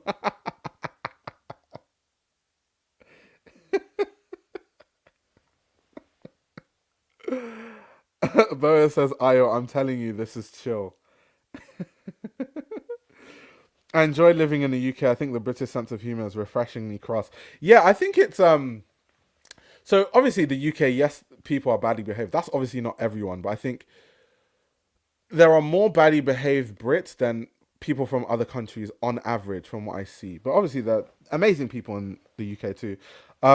The sense of humor in Britain, I think it's very hard to understand. So, like Luke, for example, is very like what's even the word? Like, I guess some of the things that Luke says can be a bit crass and can be a bit harsh or whatever, but that's a very British way of speaking. But I feel like a lot of people are used to like walking on eggshells. Like, British humor is very like matter of fact, so it rubs people the wrong way when they hear British humor, or they find it hard to understand because it's so matter of fact. It's like, oh my god, like, what did you just say that? So that's why some people struggle with it or struggle with Brits, or like the way that we speak sometimes will be like, I don't like that person. um yeah, like we have a very specific brand of dry humor. right? So it's really different. Some people take to it, some people don't.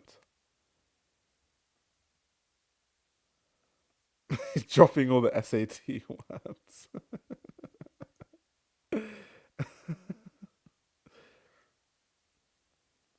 Yeah, but as a German, I also see many Germans who mess up in other countries.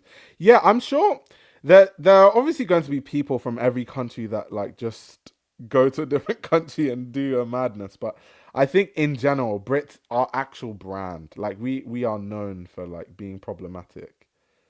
Like on holidays, like we are no, and there are literally certain places that are reserved for Brits, like Benidorm, Ibiza, like those are like known to be like British hotspots of just like troublemakers. Like troublemakers go there for their holidays.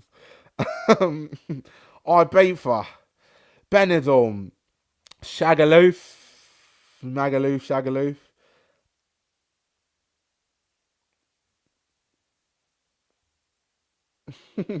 I just think of Ricky Gervais. Exactly. Because I remember when he was it the Oscars that he hosted and people just like like everything he said, people are gasping. That's like British sense of humor. Yeah, Lanzarote. Lanzarote. The binge drinking culture of the British is particularly wild, exactly. Exactly, exactly. British people drink a lot too. I wonder if there's a correlation. Probably, probably, probably. I always felt British people are reserved and polite and very mature. Now when I hear a British accent, everyone sounds smart. I think it's a class thing. It's a class thing. Fortunately or unfortunately, I think so most of the most of the Brits that I'm talking about, like that go around and cause mayhem, tend to be working class white British. Middle class white British people, or let's say upper class white British people, don't behave that way. The kind of people that you would listen to and sound intelligent are probably people who are educated. Like a lot of working class British people are not educated. For context, I lived a place a place in the UK, well, in England, called Essex, and I lived in a town in Essex called Tilbury. Now, in Tilbury is a very like working class area, and in Tilbury, most people don't go to school because they're just generations of their family not going to school, and all of them just like are on benefits from the government, and no one works literally for the most part. So many people in these areas don't work, and so they have kids, and then the kids don't see any value in any sort of education or any sort of work because they're just living like their parents, right? So they just have all the time in the world. They cause mayhem because they have too much time on their hands. They don't have school to go to or work to go to. And what do 15-year-olds that don't have anything to do? They just cause mayhem, throw eggs at buses, knock on people's doors, smash people's windows with bricks. They're just troublemakers. um Tilbury is a place where, like, in Tilbury, if you go to like a grocery store, you will see a long queue outside, like going outside of the grocery store, even though there's self checkout. The reason is because a lot of people there can't read and write. So because they can't read and write, they can't use self checkout. So all of them have to line up outside of the grocery store to actually use like a cashier. Tilbury is the kind of place where if I want to withdraw money, like when you're at the cash point, people will ask you, oh my god, can you help me withdraw money, because they can't read and write. So you have to help them withdraw money. That has literally happened to me. It's happened to other members of my family. This is Tilbury. This is like a proper working class area. Most Brits don't have this experience because they don't live in an area like Tilbury, right? I did. So these are the kind of people that go on holiday and cause mayhem. The, you know, the middle Sally, who's middle class, who I don't know, was from a middle class family and went to grammar school, and I don't know, like is less likely to cause mayhem, like those kind of people, right? It's not the same. It's like a class thing. It's like a class thing. So it just depends. It depends. So yeah, Brits are very intelligent. I think the average British person is intelligent, but our brand, our front-facing brand, is has been hijacked by a certain demographic of people. Definitely.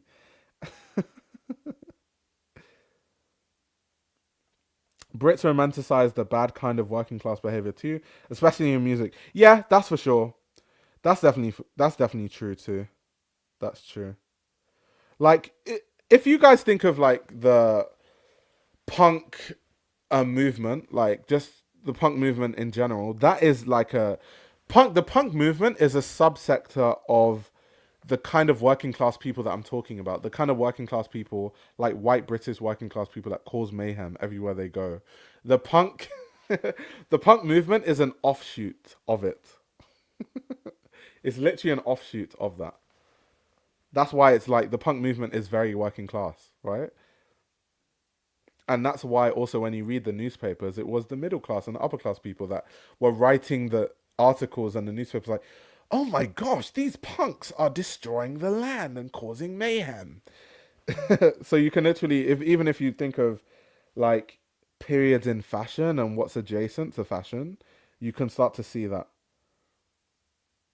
People are talking about like Aussie dudes. Ezra says, "This is a lot like my council estate where I live right now. Love that it seems wild to some of the chat." Yeah, like when I was in Tilbury, um, that was literally the council estate I was living in. I might even have a picture of the council estate I lived in. Let me see if I can let me see if I have a picture. I could probably find an old picture where I'm just like standing in front of the council estate. I'm sure because fashion is so like full of like really rich kids that try to like cosplay working class. So a lot of rich kids like pose, like do fit pics in front of like derelict places or like working class council estates. So people might have thought that when I was like standing in front of the council estates, I was just like taking a fit pic, but I actually wasn't. That was where I lived. Like I actually wasn't. It wasn't for aesthetic. Let me see if I can find one. This is like some serious lore I'm giving you guys right now. This is like some world class, like top notch lore right here. UK is very much a country of council estates and country estates. Exactly. Exactly.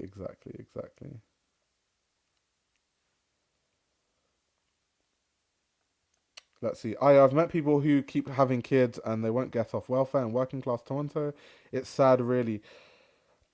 Yeah, that kind of happens, you know, where like in Tilbury, like where I'm talking about, like the working class white British people is kind of like similar.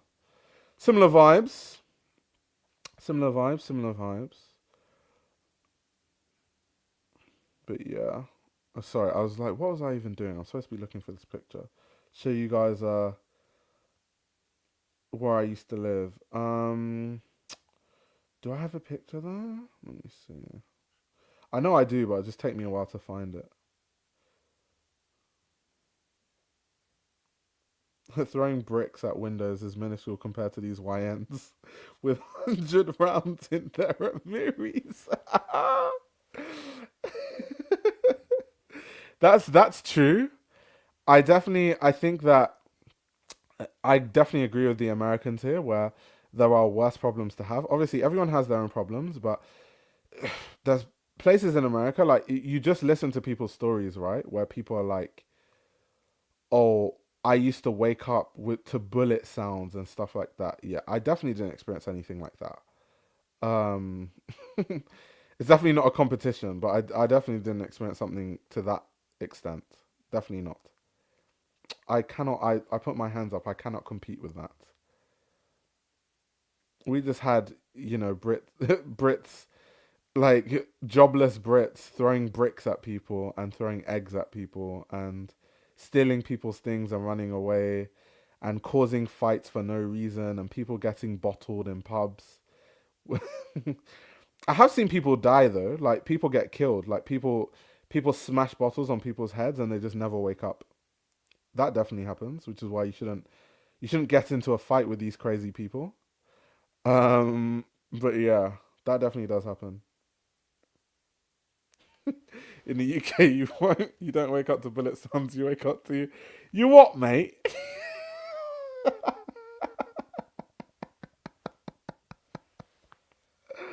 That is so funny. You what, mate? What are you looking at, mate? You want to have it on, mate?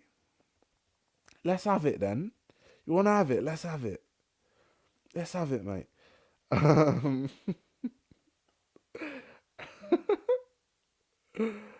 oh gosh. I actually love the UK. It's comical. I feel like living here is just like one whole big comedy show. I feel like the UK could be and like just the UK as a whole could be a skit. Like the whole thing could just like the joke of it all. Like, I feel like the UK is one big joke. Like from our politicians to everything. Like Boris Johnson and his silly hair and like our whole country is just a joke. It's just funny. Whereas Micah, he would have funny stories. I know. Anytime we talk about British funny stories, he's always here to talk about his funny stuff. Oh gosh, you what, mate?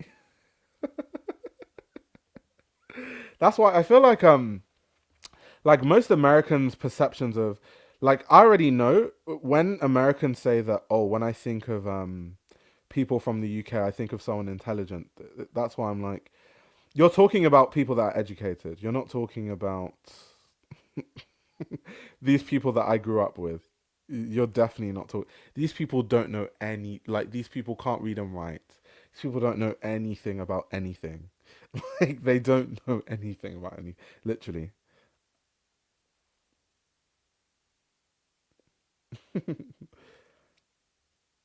the Florida of Europe. That's crazy.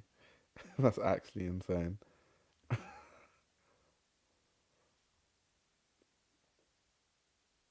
I want no comment on Colchester girls. I get it. I lived in the countryside. I know y'all got rednecks. The PR can't fool me. Yeah, because Imani, you lived in where did you live again? In Cornwall. Yeah, you lived in Cornwall, so yeah, you've experienced all the four corners of the range of different kinds of British people. You've experienced it. We also know about the wannabe Sex Pistols. Oh my gosh, that's crazy. That's actually crazy. I want to meet a Brit redneck. That is just the chav, literally. Like, let me see if I can let me see.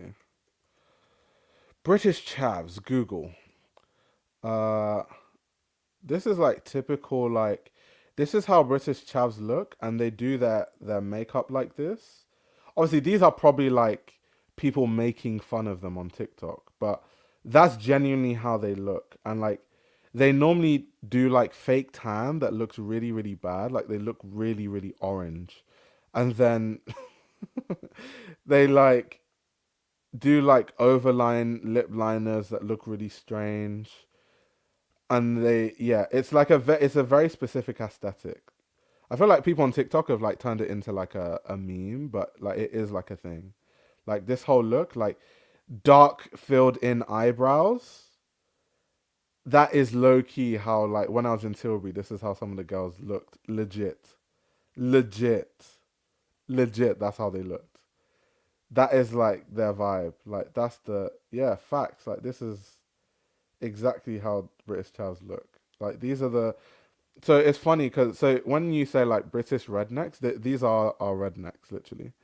Um,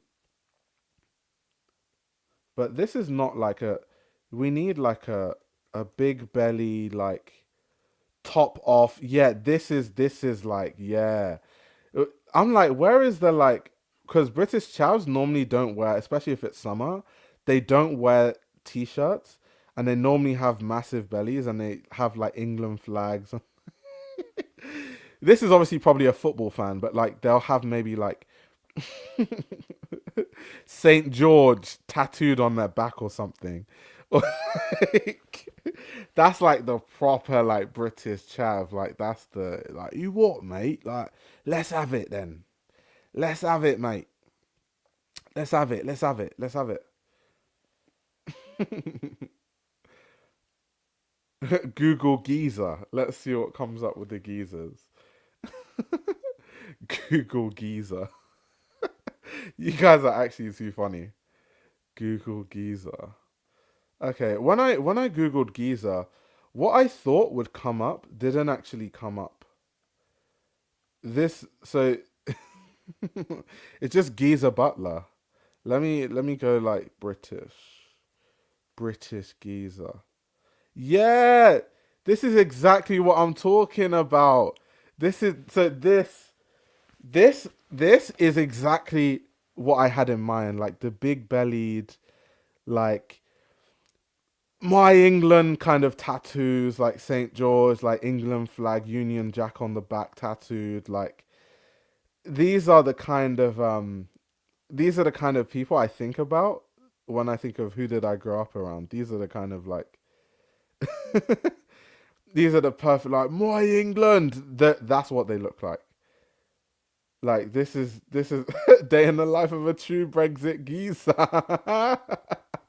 That's how they look. That is exactly what I had in mind. That's why I had to Google like big belly British chat. Like that is exactly like here, like pint in hand, face red as hell. Like this is like right in the pub, getting a couple pints in, British flag on the around the body. Like this is this is exactly what I had in mind when I was thinking of exactly. Smells like ham, cigarettes, and Stella. Facts. Facts. Facts. I grew up around these people. I know these people like the back of my hand. Ham, cigarettes, and Stella. That is facts. That is absolutely facts. Like that these are our rednecks, by the way. For Americans that were wondering, this is like if you want to know the British rednecks, like the kind of people that will smash up your car. These these are the kind of people the kind of people that will break a bottle on your head. These are the kind of people to stay away from. I feel like this is like a tourist do's and don'ts. If you see someone that looks like this, refrain from getting in an argument, as they have a tendency and a propensity to smash bottles over people's heads. Exactly, they definitely support Millwall. Millwall. That is definitely they definitely support Millwall. Definitely. So to my fellow Americans watching the stream, I hope you have now learned a bit. We've given you an insight into proper British culture.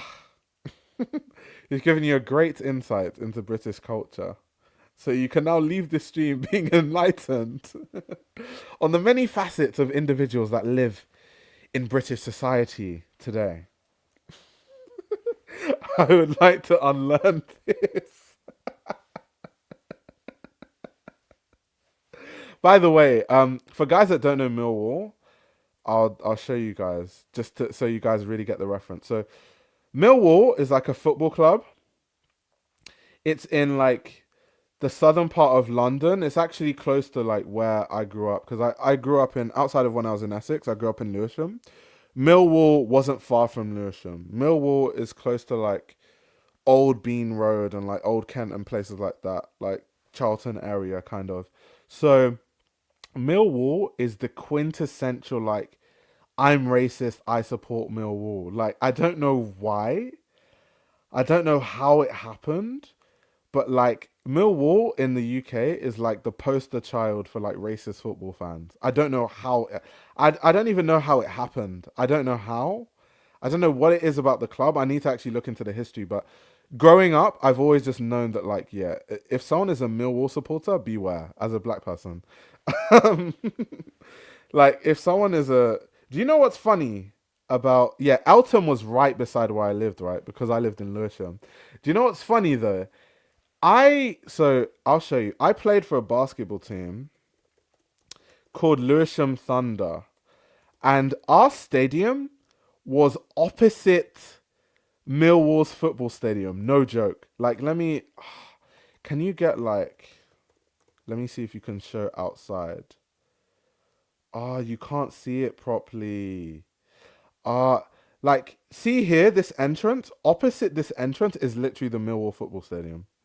So like you have all these like black basketball players like rubbing hairs with the racist Millwall fans like constantly. It was so weird. It was so weird. Like it's so strange. Like because this was literally our training center for the team that I used to play for, but it was literally opposite the Millwall stadium. Like no joke. No joke. Like if I checked Google Maps like where it is, you would see that it's like right beside. Let's see. Let's London, obviously. Not in Canada. Something is coming up in Canada. Okay, it's not coming up. Whatever. We'll do that later. Um but yeah, it was crazy. Monsieur Gollum said I didn't play basketball. Do I not look like a basketball player? Is it because I'm into fashion? I'm not one of those people that like, I love fashion and fashion makes up majority of my life, but I do have a life. Like I am into other things. And growing up, I had many interests other than fashion. I'm not like one of those people where like my personality is literally fashion and like all that sort of stuff. I'm definitely not one of those people. I just absolutely love fashion. Someone said they're like the New England teams. Yeah. Yeah. As an American, am I allowed to use UK slang if I were to acquire Martine Rose? I mean, go for it. I mean, Martine Rose, funny enough about Martine Rose, which is why I guess a lot of people in the UK gravitate towards her brand so much. A lot of her designs take reference from British working class culture. Sorry. So I guess you can. On his head, mate. On his head, mate. Also, thank you so much for hopping into the stream, Culture. As always, we appreciate your presence. Yeah, Lewisham is an up and coming area. It's insane. Like the gentrification is wild. Like people are buying luxury apartments in Lewisham now. I'm like, damn, this is very different to the Lewisham I grew up in. This is very. You have finance bros buying luxury apartments for £800,000 in Lewisham. I'm like, wow. Lewisham is very different. The second I saw like hipster coffee shops replacing the corner shop, like the Indian shop where I used to buy plantain and like all those like Indian spices from India, I knew that gentrification was coming.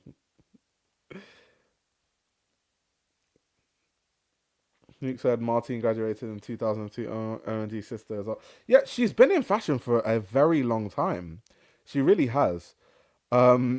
She's been around for a while. She really has. Yeah, Lewisham is going through a regeneration. Facts. Like, when I think of gentrification is just such an interesting thing because, like, let me show you guys like something. Like, so look at this, right? This is an area in London for the Americans called Woolwich. Now, when I was growing up, when I was growing up, right, Woolwich was an area where you wouldn't go, at least for me, you wouldn't go to Woolwich past 11 p.m. because it was known for having a lot of like gangs, like very prominent gangs. And like if you, especially me being a black guy, if I was just roaming around at that point, at that time in London and Woolwich, I'd probably something would happen to me that isn't good. um, so I used to be scared to go into Woolwich. I just never really used to go there. I used to go to Woolwich sometimes. Like growing up, my family, our church was in Woolwich, so we used to go to Woolwich for church, and then that was it. The amount of times I've seen like someone get stabbed or someone like running away from the police in Woolwich or like just some crazy stuff happening is like insane. Like that place is actually insane. But now this is what Woolwich looks like. The Elizabeth line, the Royal Arsenal Riverside, 1-bedroom apartments for £450,000. Like look at this stuff. Like it's actually insane. Like swimming pools. What? What? Like it actually shocks me. Because it's just like I would when I was let's see, Riverscape Apartments. When I was younger, I would have never thought that Woolwich could look like this. What? Woolwich? Woolwich? Woolwich looks like this? Like no way. Like no way. No way. But now it's got all this like greenery and you know, it's actually fancy. And the Elizabeth line, which is the new like underground line, it connects to Woolwich, and like there's so many reasons why now a lot of people are moving there, right? Like look at it. How? How did they turn somewhere that used to look like that? Like that's crazy to me. Like luxury apartments in Woolwich. It's insane to me. Like, how? It needs to be studied. Like this is actually what Woolwich looks like now. It actually needs to be studied. That is one of the craziest transformations I've ever seen in my life. And obviously, I've seen London change over the years, but Woolwich especially is like, wow. These guys were like, first of all, there's a river there, so let's just displace everyone and build luxury apartments and market it as Riverview apartments and sell them for millions of pounds. Like, for me, says Woolwich isn't that nice. Mini Lagos party. That's what it used to be. I don't think it's like that anymore. That's definitely what it used to be, though. For sure. You hear Fuji music coming out of the station. Oh my gosh. That definitely is true. That probably would still happen in Peckham, but even Peckham is slowly, well, actually, let me not even say slowly, it's rapidly transforming. It's just interesting to witness. Kyo says it's the same with Brooklyn. That's interesting. What would you say is like the archetype of the person in Brooklyn that's moving into these areas that used to be like rough but now it's gentrified? Is it like, because in the UK, in places like Shoreditch, we have like the finance bros who are gentrifying it. In like different places, you can see like certain archetypes of people that move there. In like Brockley, Lewisham area, it's like all these like hippie like creatives that make good money that are moving there. Um, so it depends.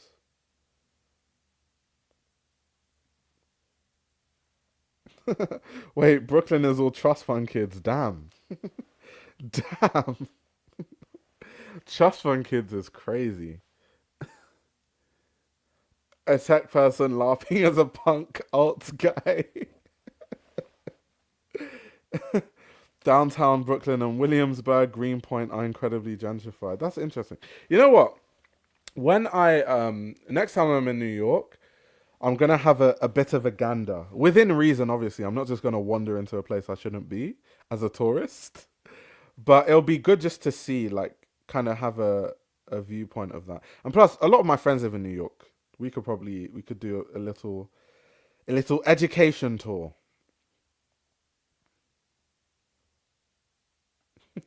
Guys, this year we are appropriating trust fund baby culture. They did kill Shoreditch. They did kill Shoreditch. For all for the Americans in the chat, so Shoreditch, let me just put it on so Shoreditch area in London. used to be like a cultural hub in London. Like there are really cool clubs, really cool bars, really cool like all these like bars where like even some musicians that are famous now came up in Shoreditch, like where there'll just be some dingy pub where people perform and like people find talent there. It was just like a really nice creative hub.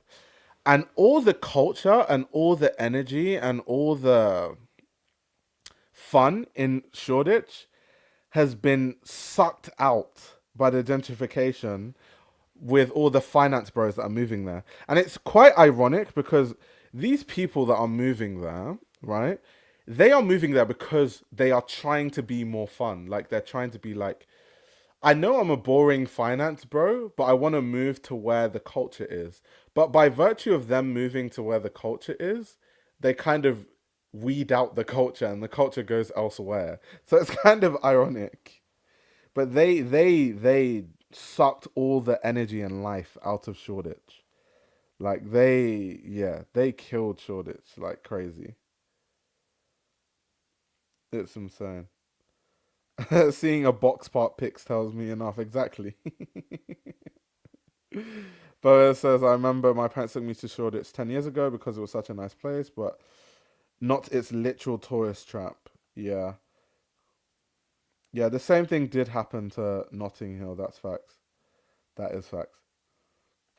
I used to be in Brick Lane and did my work experience at Film London in 2K9. I thought it was the coolest. I thought I was the coolest person.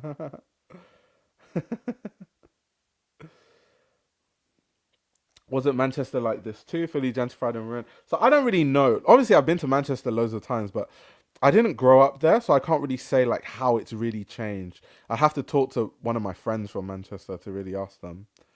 I can only speak on London, specifically South and Southeast London, because that was where I grew up. So that area, like Shoreditch side, or even like Stratford, that's another shocking one. Like Stratford, yeah, it's impressive how much they've changed it. Yeah, it happens in the USA. Yeah, I think it happens everywhere in the world. I think it's just fascinating to see how these things change and how it changes places culturally and stuff like that. Wait, New York buildings are empty. Nobody in those new apartment buildings and business buildings.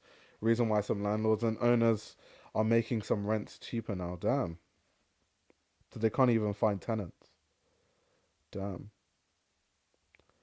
Exactly. The real culture goes away and they end up just seeing a very small piece of it. Yeah.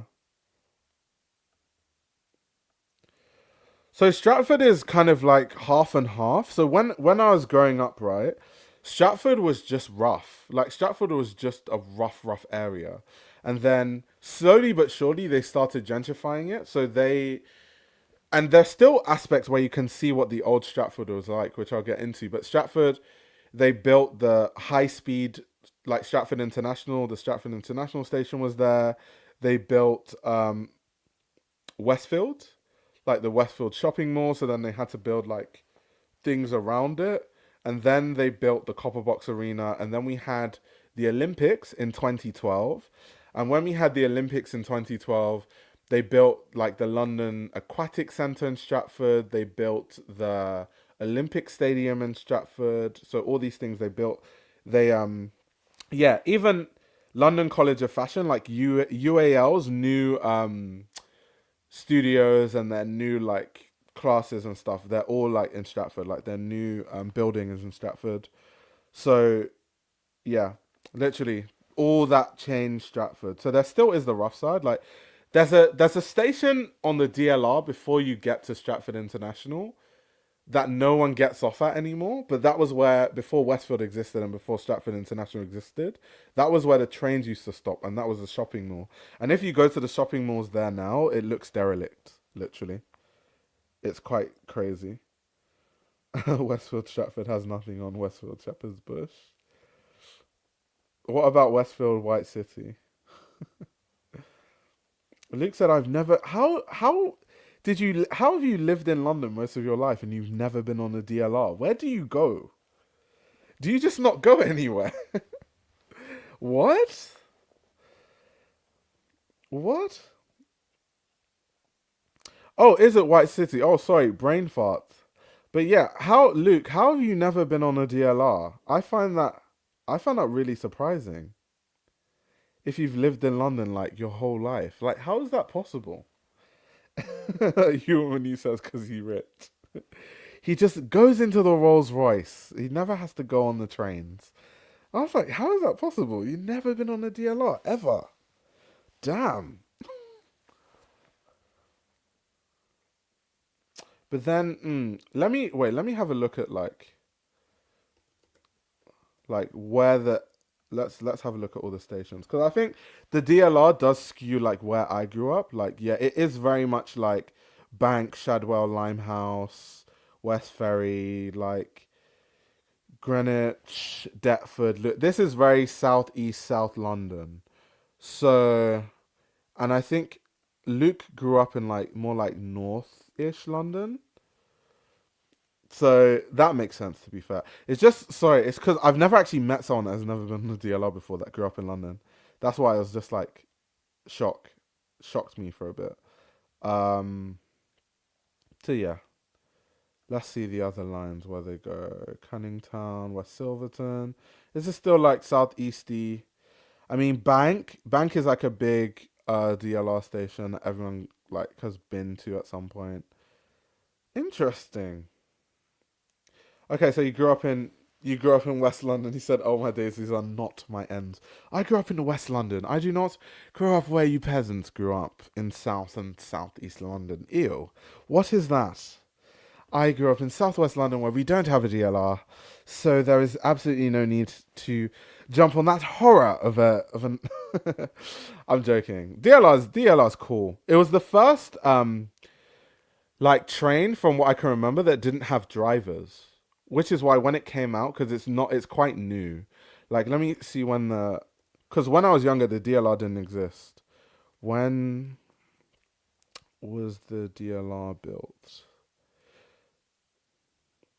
Okay, it definitely, even if it was built in 1987, the newer ones. Let me see if they have any history on like when it changed. Let's see. A wiki page. There we go. Skip, skip, skip, skip, skip, skip, skip, skip, skip. Skip, skip, skip, skip, skip, skip, skip. Aha, here we go. So these are the expansions. So when it extended to London City Airport and Woolwich is when I remember like seeing the DLR. So this was like 2004. So yeah, that's when I remember the DLR, like seeing the DLR. That's when I remember it. And I was like, this is so cool. Like no drivers. It's just like automatic. Like how does that work? It was so cool. So I used to sit at the front of the DLR just to see like the city and stuff. Elizabeth line is so lush. Yeah, I like the Elizabeth line. It's only a matter of time before the Elizabeth line is like worn down. I feel like this has turned into like the London geography chat. Americans, are you following? Is it understandable what we are talking about?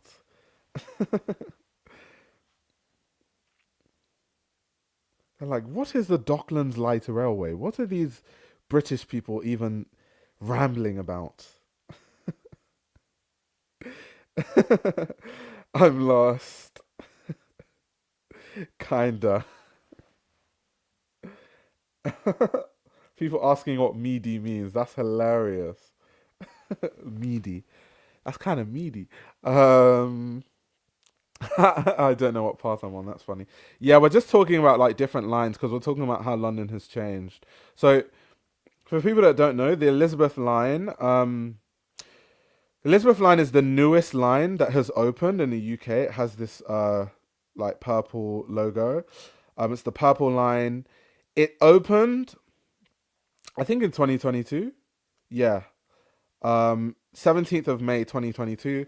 It was supposed to open years ago, but obviously in the UK, our government is extremely incompetent. So if they say that something is going to open in 2010, it's opening in 2030. So yes, it opened in 2022. They've been talking about this Elizabeth line since I could literally remember. So that's it, but it's finally open. The Elizabeth line is really cool because the Elizabeth line is a line that connects where I live, Kent, where I live now, like just outside London, it connects Kent to the center of London and to the airport. So because the Elizabeth line, I can get to the airport very easily, and I can get to like Tottenham Court Road, which is like in the center of London, very easily too. So it's made my life a lot easier. And obviously because it's a new train, like the inside is just like really cool and really nice. That's probably like, let's see, YouTube videos, Elizabeth line. There's probably YouTube videos on it, to be fair.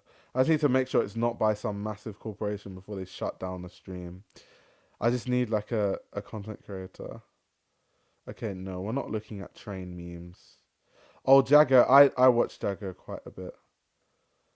So Elizabeth line versus the Heathrow Express, which used to be the train that everyone used to get to go to Heathrow.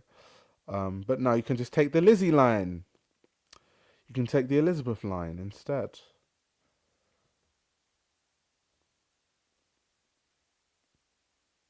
He actually calls it the Glizzy line. That's a crazy name. I call it the Lizzie line.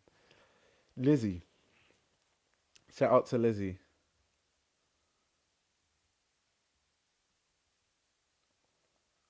The Tube is low-key the safest place in London. Yeah, I don't... Of all the bad things I've seen in London, none of it ever happens on a train. Ever.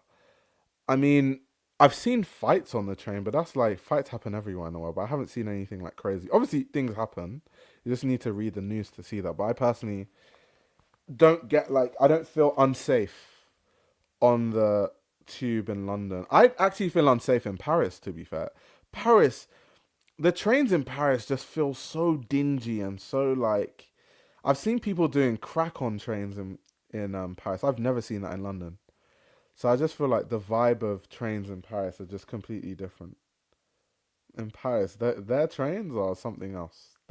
Paris, yeah, yeah. I don't know about Paris and their trains, to be honest. I heard Paris is the ghetto. I wanna go. Artisanal trains. Um, yeah, Paris is an interesting place. It's so fancy and so rough and dingy and ghetto at the same time. It's weird.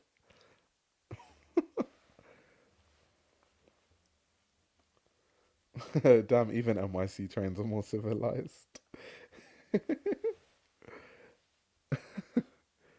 That's funny. But anyway, guys, it was great having this London geography lesson with you. However, I shall now be taking my leave.